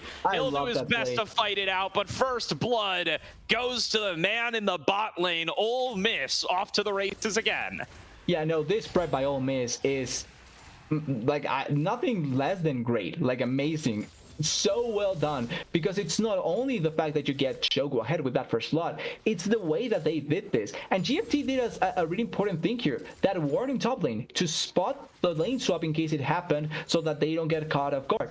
But the way that they set it up is that they walk forward with straight immediately. They have control of the second push, so even if you spot Shogo and Rhino, you don't know that Stray's there. And then they play it off so that Stray is the first one moving in, and then they get the 2 members coming in on the side. There's no word on the tri-bush, on the bush in the river. They usually never put it down there. And then they wait out the time so that they can collapse everyone together. You get so much value because Sunlight will try and put pressure because he's a Darius. So he will try and get his passive damage as quickly as possible. And they just bait him into such a bad spot, and it turns into a first blood for the Jinx. If we talk about Smolder reaching that point at 40 minutes, now the Jinx will reach it earlier than that. Absolutely. And now continuing their time in the 2v1 are going to be Zephyr and Mitchell. This is the best chance that they'll have to try to scrape back a little something back. They do want to be able to get Sir Zephyr into a nice favorable position on this Smolder, just start stacking up that dragon training. It does look like there's already a massive push going on the top lane for Shogo and Rhino as they try to secure themselves some of those plates. They're actually going to TP Elias up there to be able to try to come in and clear out the wave. Yeah, and Elias has to back because he's quite low, or even worse, he has to take the long way around. This is not stopping the push. Sunlight didn't have teleport, and that's why it took them. They needed to make this sort of sacrifice. But once again, because of the great prep that they had early on, it just turns into such a smart attempt by them. And Evan maybe collapse on here. He takes so much damage, but Elias is around. Ooh, now going over the wall, Icelandic looking for Elias as well. Yep. Two of them going to lose a fair bit of HP. Evan a little bit forced out of his jungle, going to try to do the birds anyway, face to face with Icelandic, but Rhino is there for the backup. He's forced out. Yeah, the only one that really is having a bad time is realistically Stray, because he's 2v1ing at this point and he is quite low. But then you see the rest of the map and everything is quite perfect for the side of Ole Miss. It's working out so well. The gold lead is not really showing it, but the value that they are getting by denying so much from the rest of the members is so well done. Now we need to wait and see if that is going to pay out or not in the long run. Oh, Elias. Oh, all right. Elias underneath the turret, nearly taken down by Asila, but will be able to stay standing. You get a nice trade on back, but he's going to be forced out for sure. Yeah, having to go back, no teleport, so control for the mid lane to Asila even harder here. He's going to push the wave, they're going to lose a lot, and once again, just having much better control over on the top side, giving up forcer separate, meaning that they are going to give up a little bit of the value to the Smolder and take the risk of maybe having to face a really, really strong dragon later on. But I like that decision by Ole Miss, by the way. Like, I think you have to play these games in situations where you have to believe that you're taking the better trade and making the most out of it. Like, you have to commit to something in this sort of situations, and if it works out, great. If not, the gamble didn't pay off, but it wasn't an outrageous gamble. Like, it's trying to play for the Jinx to playing against the Smolder, and I think it can work out or not, really. So maybe he has Flash. Oh, Flash back away from Asila there. Will be able to keep himself alive, but without that summoner up against Udyr, that is dangerous territory for sure. Meanwhile, Icelandic waiting, trying to make this collapse happen onto Evan. And there was a shockwave available for Asila, but deciding they probably wouldn't be able to chase him down. do they think maybe they don't have enough mana as well? The mana from Asala is quite low, and he hasn't teleported yet back into lane, so he's probably trying to wait until he has more damage in his favor. So they just lose a couple of birds in that position. The flash that they are able to take out from Asala as well, really important because the Orianna is not that mobile of a target. So they have places where they can try and take advantage of. But also, just quickly, look at the difference between top laners. 6 minions to the 13 of the Renekton, but the level discrepancy is where it's at. 5 to 3 at 6 minutes into the game. Definitely. Now, with that difference, still going to be a faint lead to Stray in the top lane, as he's still looking to duke it out with Z3 here, but the Smolder a little too slippery for the Croc. He'll be able to get his way out of there without too many issues. And the Dragon has already been started by GFT, so they do not want to let an early soul go over to Ole Miss this time around. They will be able to claim it while Icelandic works on the first round of Grubs. Yeah, they can try and do the opposite this time around. Like, try and get early control of the Dragons themselves, try and get a super early soul in their favor, and maybe try and push the game in their favor in that way. In the process, though, on the other side, we see the Grubs going in favor of the Wukong, and that does mean that they will have a little bit more value in their favor to try and maybe put pressure into the turrets, especially with the Jinx and a Renekton that will try and push on the side lanes. I can see them being able to get more value out of their turrets thanks to that. Definitely. And now into the enemy jungle goes Icelandic, trying to see if he can snag away these Krugs. It does look like Evan is probably going to find him. Z3 and Rhino fighting with Shogo and Michol standing nearby. Good damage coming out of Z3, but the bombs do continue to find themselves and find their mark. A little bit of harassment on Michol as well. And it looks like these two junglers, they're still doing this, by the way. Icelandic is working on the birds while Evan Lai tries to clear his way down from the red buff. He's on vision the whole way. Icelandic coming in on the flank, going to be making the gank happen onto Elias. And what a sequence from Icelandic there, invading and taking everything. Michol forced to flash away, and what a kill from Shogo. Oh, Shogo's so quick. Avoiding Mom, now up in melee range with Pow Pow, trying to take down Z3. He flashes back on the opposite side, has to let the kill onto Rhino go, and Shogo and Rhino outplay the 2-on-2. Yeah, they get another kill for Shogo. Really well done there. Forcing summoners, but here comes Evan. No, it's not going to work out. That works out for them better. Well, not going to be able to make it happen, and so Ole Miss goes up 3-0, 2K gold here, pre-10 minutes. And we're going to have to see GFT find ways to extend this game again, as they're starting to fall behind across the board. Yeah, and can we quickly look at the gold diff between Shogo and Zerset right here? It's not that big, but 600 gold already in favor of the hyper carry. Shogo looking quite positively here with the gold that he was able to get. And also the kill that they get onto Elias means that the Orianna also having a great time. 600 gold as well in the mid lane. So 2 carries having the time of their lives. Indeed. Having quite the party here and coming out with the dub. How are GFT going to look to strike back? And Sunlight is down 2 levels. Okay, now 1. He does tick up to 6, but Stray is keeping this wave over on his side, and Icelandic is in his back pocket. This is dangerous territory for Sunlight. And interestingly enough, they are doing the same on the bot side. They are keeping the wave hold in a place where it's really risky to be the Smolder or the Sona or here the Darius, because if he walks super forward, it's going to get collapsed on by Icelandic that is clearing towards his top side, going to be close to getting that. And now they do collapse here. They are trying to push this wave to crash it, but the risk can be a little bit scary to play with. Although Elias is coming, he has ulti. And there he is there as well. Yeah, this may be a 4 versus 2 dive. They're going to try to punish Shogo right here, right now for having expended his flash earlier. There they go, tanking it up with Elias, going to be using the ultimate for as long as he can, but he's taking so many shots. Shogo going to snipe him with the zap. Now he's excited. Dodges out on that crescendo. Are you kidding me, Shogo? And Stray dives forward, melts through that Sona. Shogo stuck inside of the pit, will end up falling inside that alcove, but Stray's going to be able to fight his way out. He's got Rhino there for the backup. Evan doing his best to sustain through the play, but this rage keeps on raging for Stray, and he wants some more. Stuns up and takes down Evan, and the TP from Elias to at least fend off this remaining crocodile. Stray probably going to end up falling on down here, but What a fight from Ole Miss and from Shogo. Yeah, I think the important part is looking at who is going to actually not going to fall down, because the dragon is stuck. Oh wait, he actually may get collapsed in here. No, it's going to be fine. I don't think there's enough damage to be able to deal with them, and yeah, it's not going to work out. It's only going to be a back here. Icelandic, he's even ahead of Sunlight, so he may try and go for the kill here. Has ulti? Can Icelandic do this fast enough? I mean, having landed that decimate, I mean, I think that's definitely going to be enough for Sunlight to be able to walk out away. It is Grubs. It's 6 Grubs now for Ole Miss. And yes, they killed Shogo, so they do cancel out a little bit of the advantage that they have. I think a little bit of a misplay, by the way, by Shogo there, because he went too far forward when the excited and the movement speed from the Cillian was falling down. So it meant that he was going to be an easier target for the Udyr. And with no flash, he gets stuck in a bad spot, forced to fight. And does mean that they do get the trade back onto the Udyr, but I think that probably could have saved his life and also his gold if he didn't go too far forward. But that's the thing with Shogo, you know that he will be fine going aggressive occasionally as long as he can get the extra body for himself.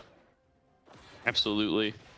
Zipri still just trying to stack up dragon training here, going to get as many of those as he can, because he knows that they're going to need to wait for a late game hyper carry scenario to win this one. Sunlight getting 1v3 dove. Nice flash away from the knockup. Will he be able to get enough damage, though? I mean, the chrono shift, it gets Icelandic back right away, and no chance of being able to make a trade kill happen on this dive. Yeah, and with 6 Robs, this is the first turret blood going to go in the favor of Shogo and Rhino. They will lose the second dragon of the game, but they've just been finding much better value in general. And Zipri, Zipri. Mom going to keep his health bar up, nearly to be able to take down Asila, and Mitchell will show up to be able to finish one off. Gets a shutdown onto the Sona. Yep. And it's all about the bot lane for the Flying Tigers here, TDS, as the rest of the map is just collapsing. Yeah, they have much more in favor on the other side of the map for the side of Ole Miss, particularly Sunlight that has been suffering the most. And the problem is that Darius from behind. Oh, wait.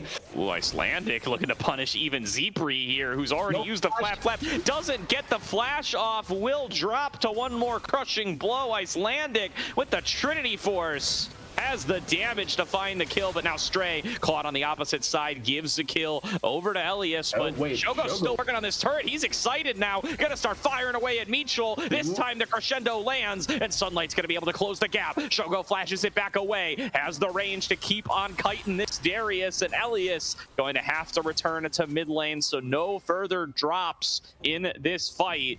Going to be a 1-for-1 in the extended play. And I think they probably could have played that out with the ultimate from the Cillian coming back up just now, or it came up when they were trying to run away, but probably fearing that the other members were going to try and come. Some of them were out of vision in the map, so probably scared of that, and that's why Shogo ends up flashing away, respecting the difference. They do get the turret, both turrets in the top side.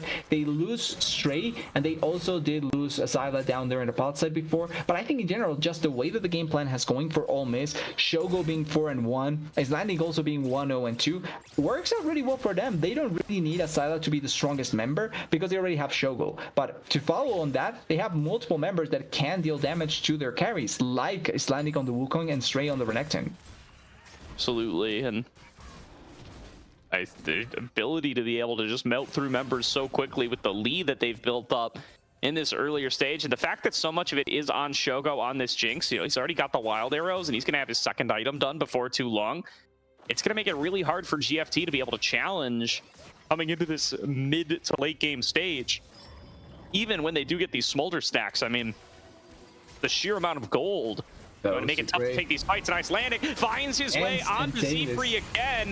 Knockups onto all three, but a flash away. Going to be able to buy him the space for now. Vision of Empire slows them up and will buy the space that they need to not end up losing Icelandic.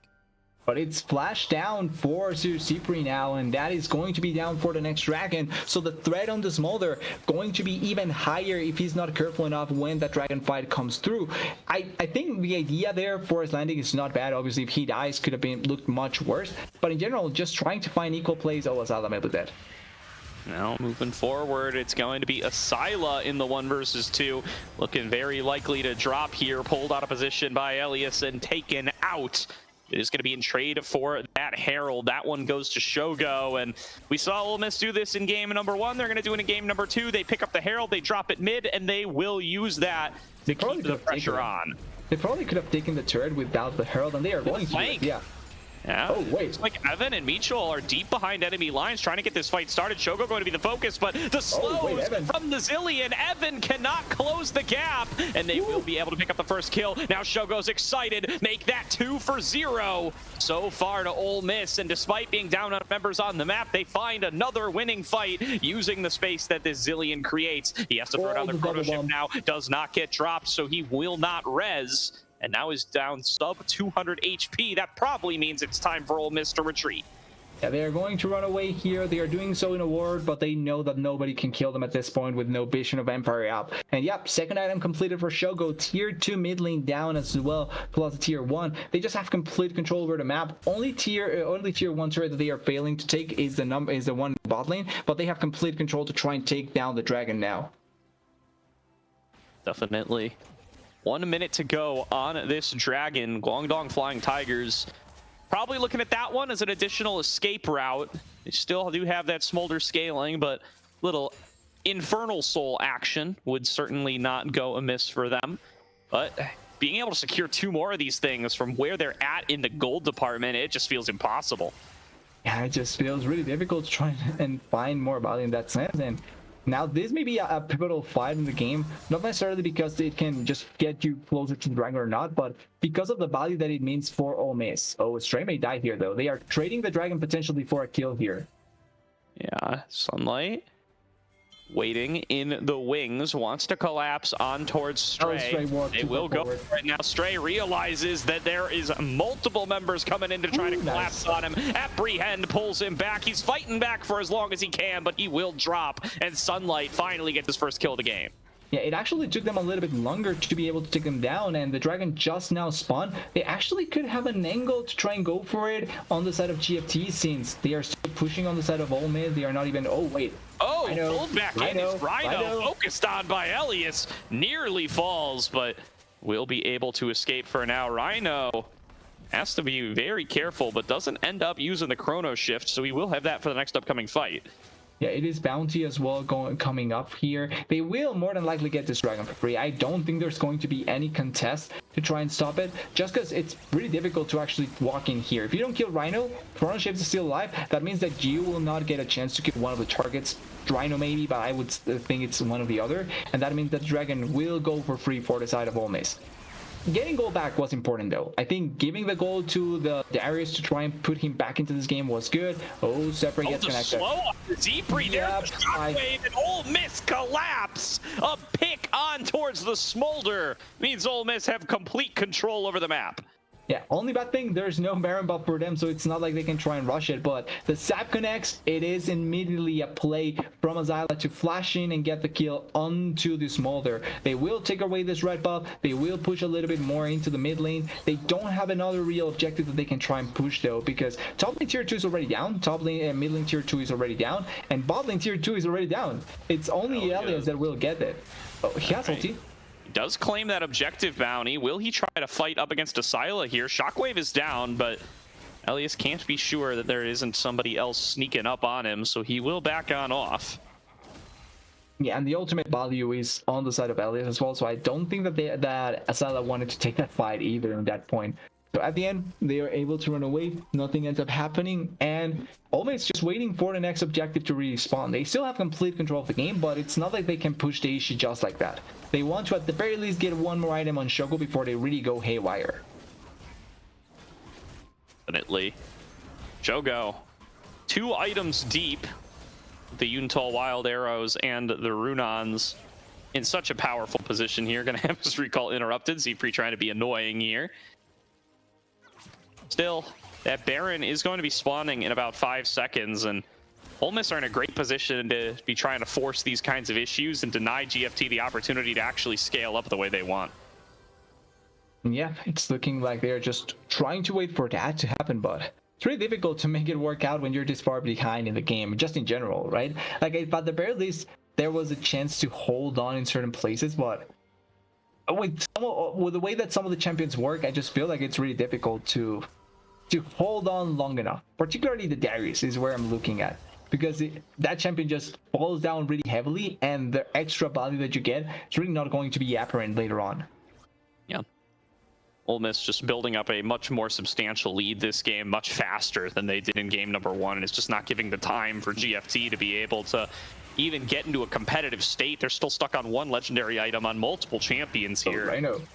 Well, looking like they might want the fight anyway, but look at Shogo. He just immediately starts firing away 3 items deep into Evan Lion. The fight begins. Dive in from Icelandic, forces the flash over the wall from Zpri. Still going in, still looking for the knockups. Rezzed up by the chrono shift, strays up a little too far though. Flashes out to safety and stays standing. Elias still draining away in the demonic ascension, but will just melt to Shogo before too long. Shogo's flashing forward. He's looking to reset, and he wants to take the fight right now. A couple more shots from Pow Pow, give him the double. Looking for Michol for the triple. Now in melee range on the Sunlight. Doesn't claim the Quadra. The Penta was stolen away by Asyla. But what a move from Shogo to take the 5-for-0 ace for Ole Miss.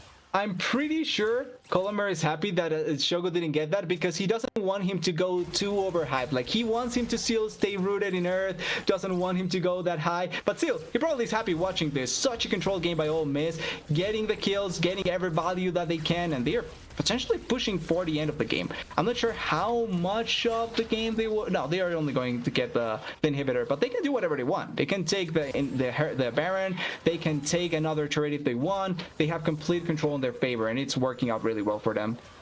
Dude, Shogo heard the trash talk on the salt mine here. Here's the replay.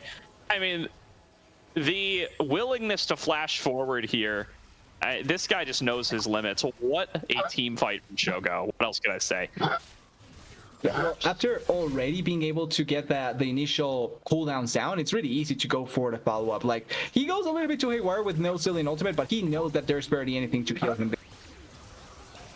Yeah, definitely. Here is now what a move coming on around here from the side of Ole Miss. What a team fight.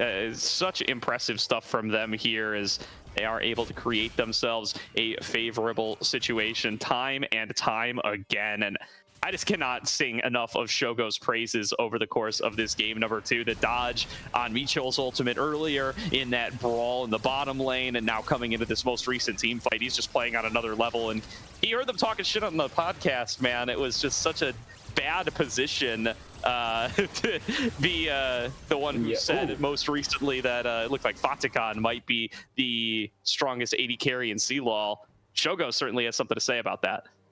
Yeah, like, he really wants to take the 9980 carry to the next level that almost always gets talked about in CLOL, but feels like it never really gets played out, right? Like, because the last one was mobility, and mobility was like the most high rated carry from Silo, right? I think he was even more hyped than Scary Jerry. And wait. All right, another fight breaking out. Elias trying to retreat, gets hit by the rocket, and here's Shogo's chance. Nope, it's stolen by Asyla again. It's not happening. No pentakill this game for Shogo, but Ole Miss gonna close out a no problemo. They advance forward on to the Nexus turrets. They will rip through them easily and quickly, and a 24-minute victory and a 2-0 win in winners semis. Ole Miss have locked top 3. They're going to the winners finals. Yeah, they did such an amazing job this game, and gotta say, like, they probably put it on themselves to make it a 2-hour game, a 2-hour series. First game took almost 40 minutes. Second game, they went lower and lower down 24, about right, and yeah, they win it really effectively. Both games, Shogo doing not only the most damage, but clearly doing so much for carrying the team. And I like the fact that when you're giving the resources to carry, he really carries.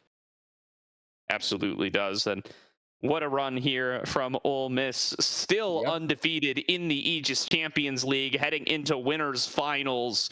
The CCG Civil War starting late tonight, so we do not know the results quite yet, but certainly going to be an exciting upper finals matchup on Monday. No, sorry, not on Monday. On next Friday. Lower quarters are on Monday. Yeah, we have the lower bracket still on the other side, but the Ole Miss will get their chance to shine next week. We're probably going to get them, and the way that they are performing, they really are cementing themselves as clear favorites to win it all in the ACL. Something that I feel like such a big jump from where we were last year to this time around in the ACL really shows the improvement from the team, really goes to show the hand that maybe the staff has had improving on the team from the base up and doing such an amazing job in the time that they've been giving. And I think it's a really nice showing from the side of Ole Miss. And then I want to jump to GFT because once again, this was a team that barely anyone had any hope for in the upper bracket or in the general bracket. They come in, they 2-0 their first matchup, then they 2-0 once again their second matchup really, really effectively. And they are here in the upper semis.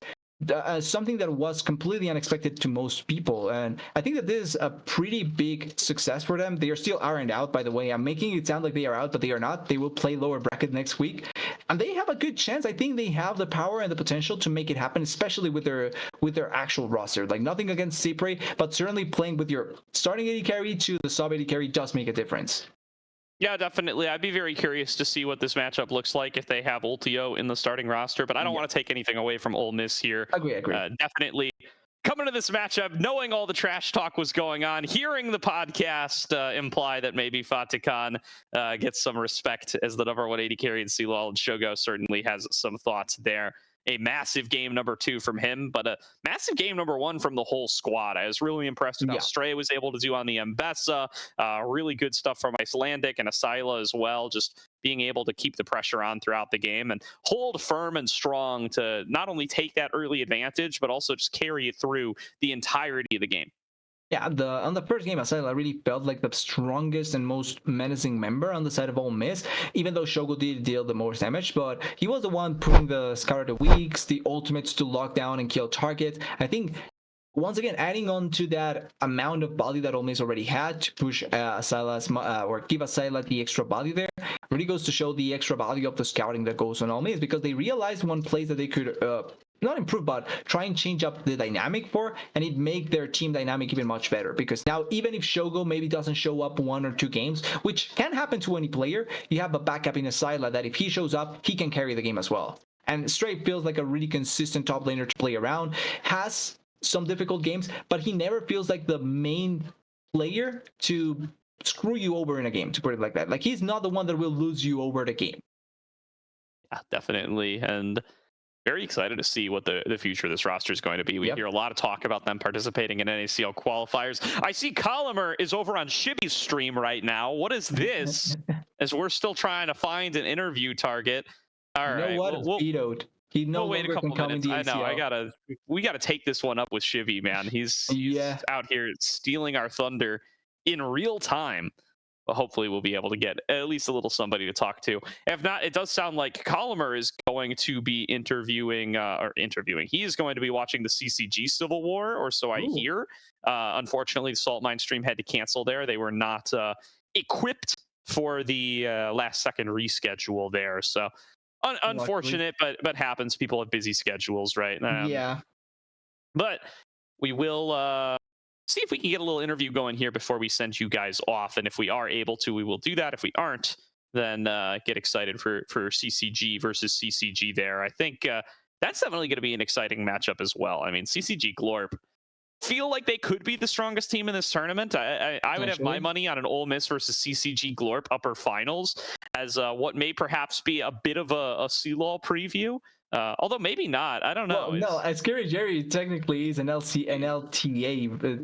Not officially, but nothing announced. Technically, so we don't know if he will be able to play Zyko's not on Maryville anymore either. Zyko's so actually, this has nothing to do with CLOL. Actually, this actually could be like Ole Miss could really just be close to being the top dog now in CLOL, depending on what happens with Maryville next year. No, so interesting things that could end up happening. Interesting expectations that everyone has out there. I also, speaking of CLOL, I think actually St. Clair lost against AoE, so we know who GFT is going against. All right, we got Asila in the waiting room. Yeah, we do know who they're going up against. Like you said, it does look like it's going to be yeah, you said it's going to be AoE, right? AoE were able to take the dub there. So AoE facing off against Guangdong Flying Tigers in the lower bracket. That will be one of the 2 featured matches on Monday.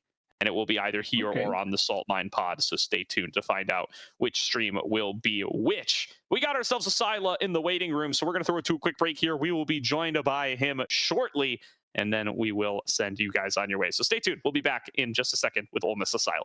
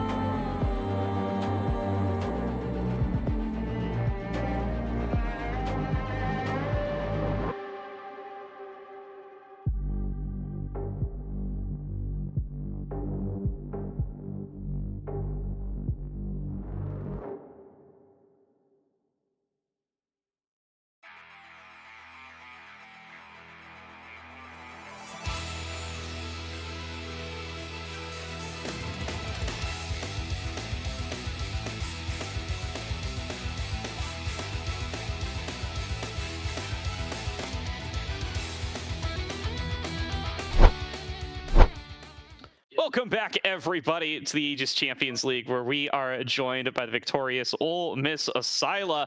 You guys have made it to the winner's side finals and locked in top 3 in the ACL. Congratulations, man. Thank you. GG to our team. That was a pretty fun series, but yeah. Yeah, no, I mean, very excited to finally have you guys on stream here, and quite the dominant series there from you from your squad up against GFT. There's a lot of trash talk going on Twitter and in general chat and such between Kylemer and Quest. I'm curious, does he kind of insulate you guys from that, or does he bring it into the table and let you guys know that there's a little bit of trash talk being exchanged between the coaches to maybe amp you up for the series a little bit? To be fair, I don't even know why Quest just hates us for some reason. Like, I didn't do anything to the... Maybe he actually just hates Colomer, and that's a proxy for your team. Could be. Could be. My bad. My headset just... Oh, good. No worries, we hear you now. Yeah, bro, I'm in Mississippi. This is not my setup. True. Okay. Yeah. So basically, I don't know why the guy hits us. I haven't done ever anything bad to the guy. All I said is like, I don't know. Like, we played him in OQs when I was like with NLE. And yeah, I mean, his team is like full of terrorists. I don't know. Just Ivern players. Just, I don't know, man. I hate that. Their top laner is like the cheese master, you know? And we kind of out-cheesed him in that game too. We were like laughing like rats while he was like getting killed by a fucking billion level 1. It was kind of funny. Like, but yeah, it was. I can assure you that was experience here as well. Yeah, it was funny. It was funny. So yeah. I mean, we haven't scrimed in like 10 days because people are e-dating and stuff. All right. So yeah, and we've done this like bazooka solution for me to get an Ole Miss, because like this is like I came here for like an exam basically. Okay. And I passed it this morning, and I got the results, and I just got accepted after the game 1 finished. Like, I got an email. Congratulations. Yeah. Congratulations on the victory and on getting accepted. Yeah. It's pretty cool. But yeah, I mean, I don't think we ever doubted our ability to win. Like, we have this, I feel like the biggest run our team has is like, well, first of all, draft. We all have like champ oceans. Do not glaze ourselves, but that's just how it is. And also, like, everyone can carry, pretty much. KJ is like, you see him playing J4 Wukong, but he's most like, I mean, everyone knows him for like Viego, Lisa, and that kind of stuff. Everyone can like put his, self to the side and play for what is better for the team. And I mean, usually what's better for the team is just putting Shogo ahead. I'm not gonna lie, that's just, the guy is good. You gotta believe in him, and when you give him resources, I think trusting your ADC, or I mean, having an ADC you can trust is probably like the best thing you can have in a team. Because like, even if you mess up, like for example that Orianna game, when I got, I was getting killed bot lane, and their whole team was like, come, they just sprinting bot on me on repeat, Shogo was getting like 10k gold on your side of the map, and it's just math basically. Like I'm getting the wave, and they kill me, I'm like 300 gold, and he's getting a bazillion gold top with towers and grubs and stuff. And I mean, they were getting desperate. I'm not gonna lie. When they paused, Shogo, I don't know if you guys saw the chat, but like Shogo asked them if they wanted a remake. I think that probably is why Quest shit talks you guys. I think he had something against Colomer and Shogo, maybe. I don't know why. We're just five chill guys. You're just chill guys. Yeah, we're just chill guys. And I mean, yeah, I don't have anything against Quest. I like the banter. I think it makes it more fun. Yeah, I mean, it was a pretty good series. I'm happy we. Yeah, I mean that's pretty much it. I mean, it's good to hear that the vibes on the team sounds like to be great so far, especially because it's not only the ACL. Like ACL is technically quote unquote a preparatory tournament for what's to come, right? And CELO is coming on really soon. Then you also have NA OQs as well really soon as well. I'm kind of curious if that's kind of the mindset of the team. It's like trying to be the best team to try and win everything. Realistically, I'm kind of if that's the mindset that the team has right now. That's the whole point. I mean, even when you saw regular season, there were like a lot of reschedules. We could have like canceled them and took the win, but I mean, that's why like the last week of regular season we played like 4 matches or something. I remember that because we wanted to play the matches. We wanted to like get the reps in. Like the goal is not to just get 8-0. The goal is to be convinced that we can be the best. I don't think anyone in the team is like aiming for anything less than that. So there's a pretty good mindset, very good vibes. We just like 2 hours ago we were out eating burritos, and now we're beating Quest. So it's pretty cool. Life is good. Want to hear about that a little bit? So it's your first time on campus, I assume, with you guys having just flown in. So is this your first time meeting the team as well? No, I met them at the Hue Fest in. Okay. I don't know. Was it like October or something? I don't remember. Something like that. Yeah, it's usually when. It's September 20th, something like I don't even know. I met them there, so that was a pretty fun experience. And yeah, I mean, from that point onwards, like I just love the human contact, like putting faces. I mean, no Diddy, but I don't mean it like that. Yeah, no worries. Yeah, so let's pivot the question a little bit then. So it's your first time on campus then, Yes. and it sounds like you're going to be attending now with I'm gonna be remote for spring, and I'm gonna be on campus next fall. That's the plan. Very nice, very nice. Well, it's Any first impressions? Anything you're particularly taking away from this first trip over? I mean, I didn't even realize I was on campus when we drove here. Like it felt like a city, kind of like just a normal. I think it's huge. That's the thing. It's massive. So yeah, I mean, I like the infrastructure and stuff. It's and even just meeting the staff and everyone is pretty cool. So yeah, just a lot of team bonding. Yeah, I mean that's pretty cool. I'm sleeping at Shogo's place. Okay. Yeah. It's very fun, but I'm leaving like Saturday, I think. Yeah, Saturday, tomorrow. And yeah, and the plan is like to win ACL, and then we'll see what we do with OQs or NACL or whatever. I don't know where we're gonna end up, but yeah. Confident. I mean, look at our bot lane. Like, if I'm not confident, that would be something mental, bro. Like, True. Yeah. True. It's pretty cool having a bot lane like that. Yeah. You got any other questions, CDS? I think the last one would be like, because you're obviously first step is winning an ACL, so the next bot lane you're facing is more than likely either an ex NACL bot lane or a current NACL winning #1, potentially LTA bound bot lane. I'm pretty sure he's not to be scared of, but I'm kind of curious how your outlook is on this. Do you think Shogo and Raito will shit on them or not? I think Straight up, just say it. Yeah. yes. We were talking about that while eating burritos, and Shogo made a joke. Like he said, if Scary Jerry got in the league, the league is done. Like it's I mean, like Okay.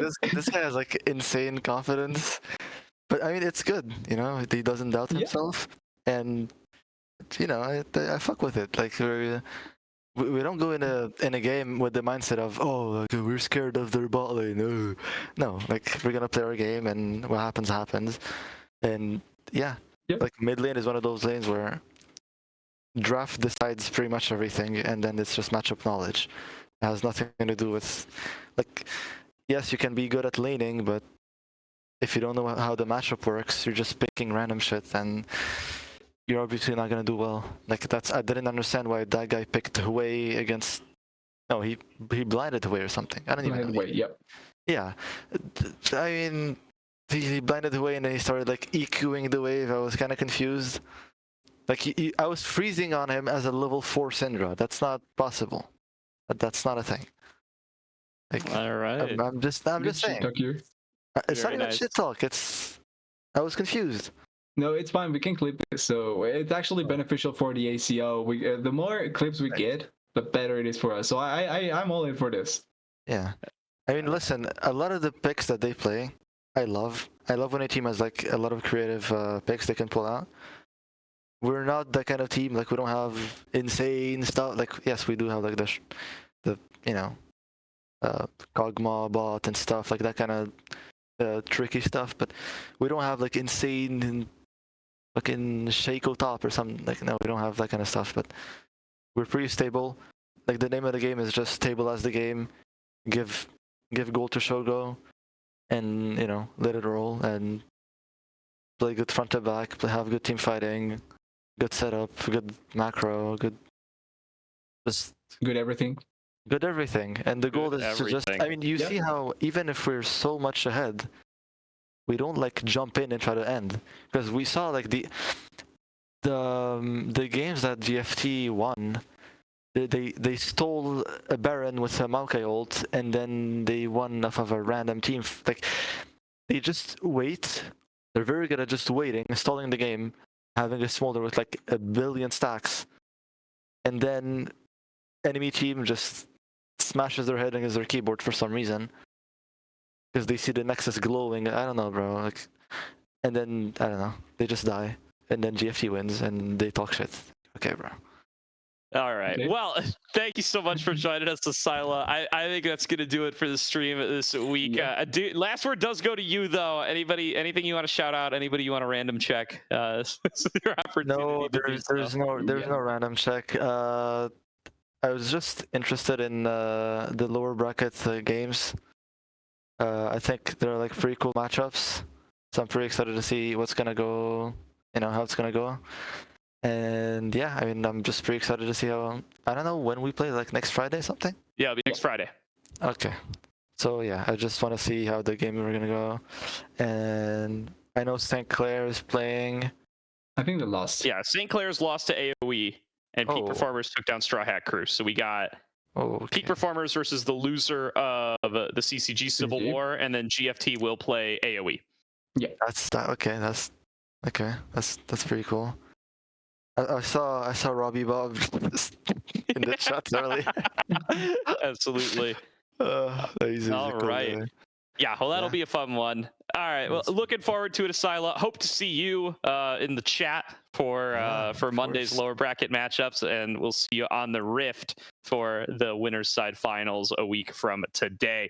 That'll do it for tonight's stream, everybody. Thank you all for tuning on in. It's been great spending this time with you. We're going to send you guys over to Colomer, I believe, who is streaming the CC. Oh, we're going to go to Aojun. who's Aojun, yeah, I streaming thought it was Aojun. CCG Civil War. Thank you very much.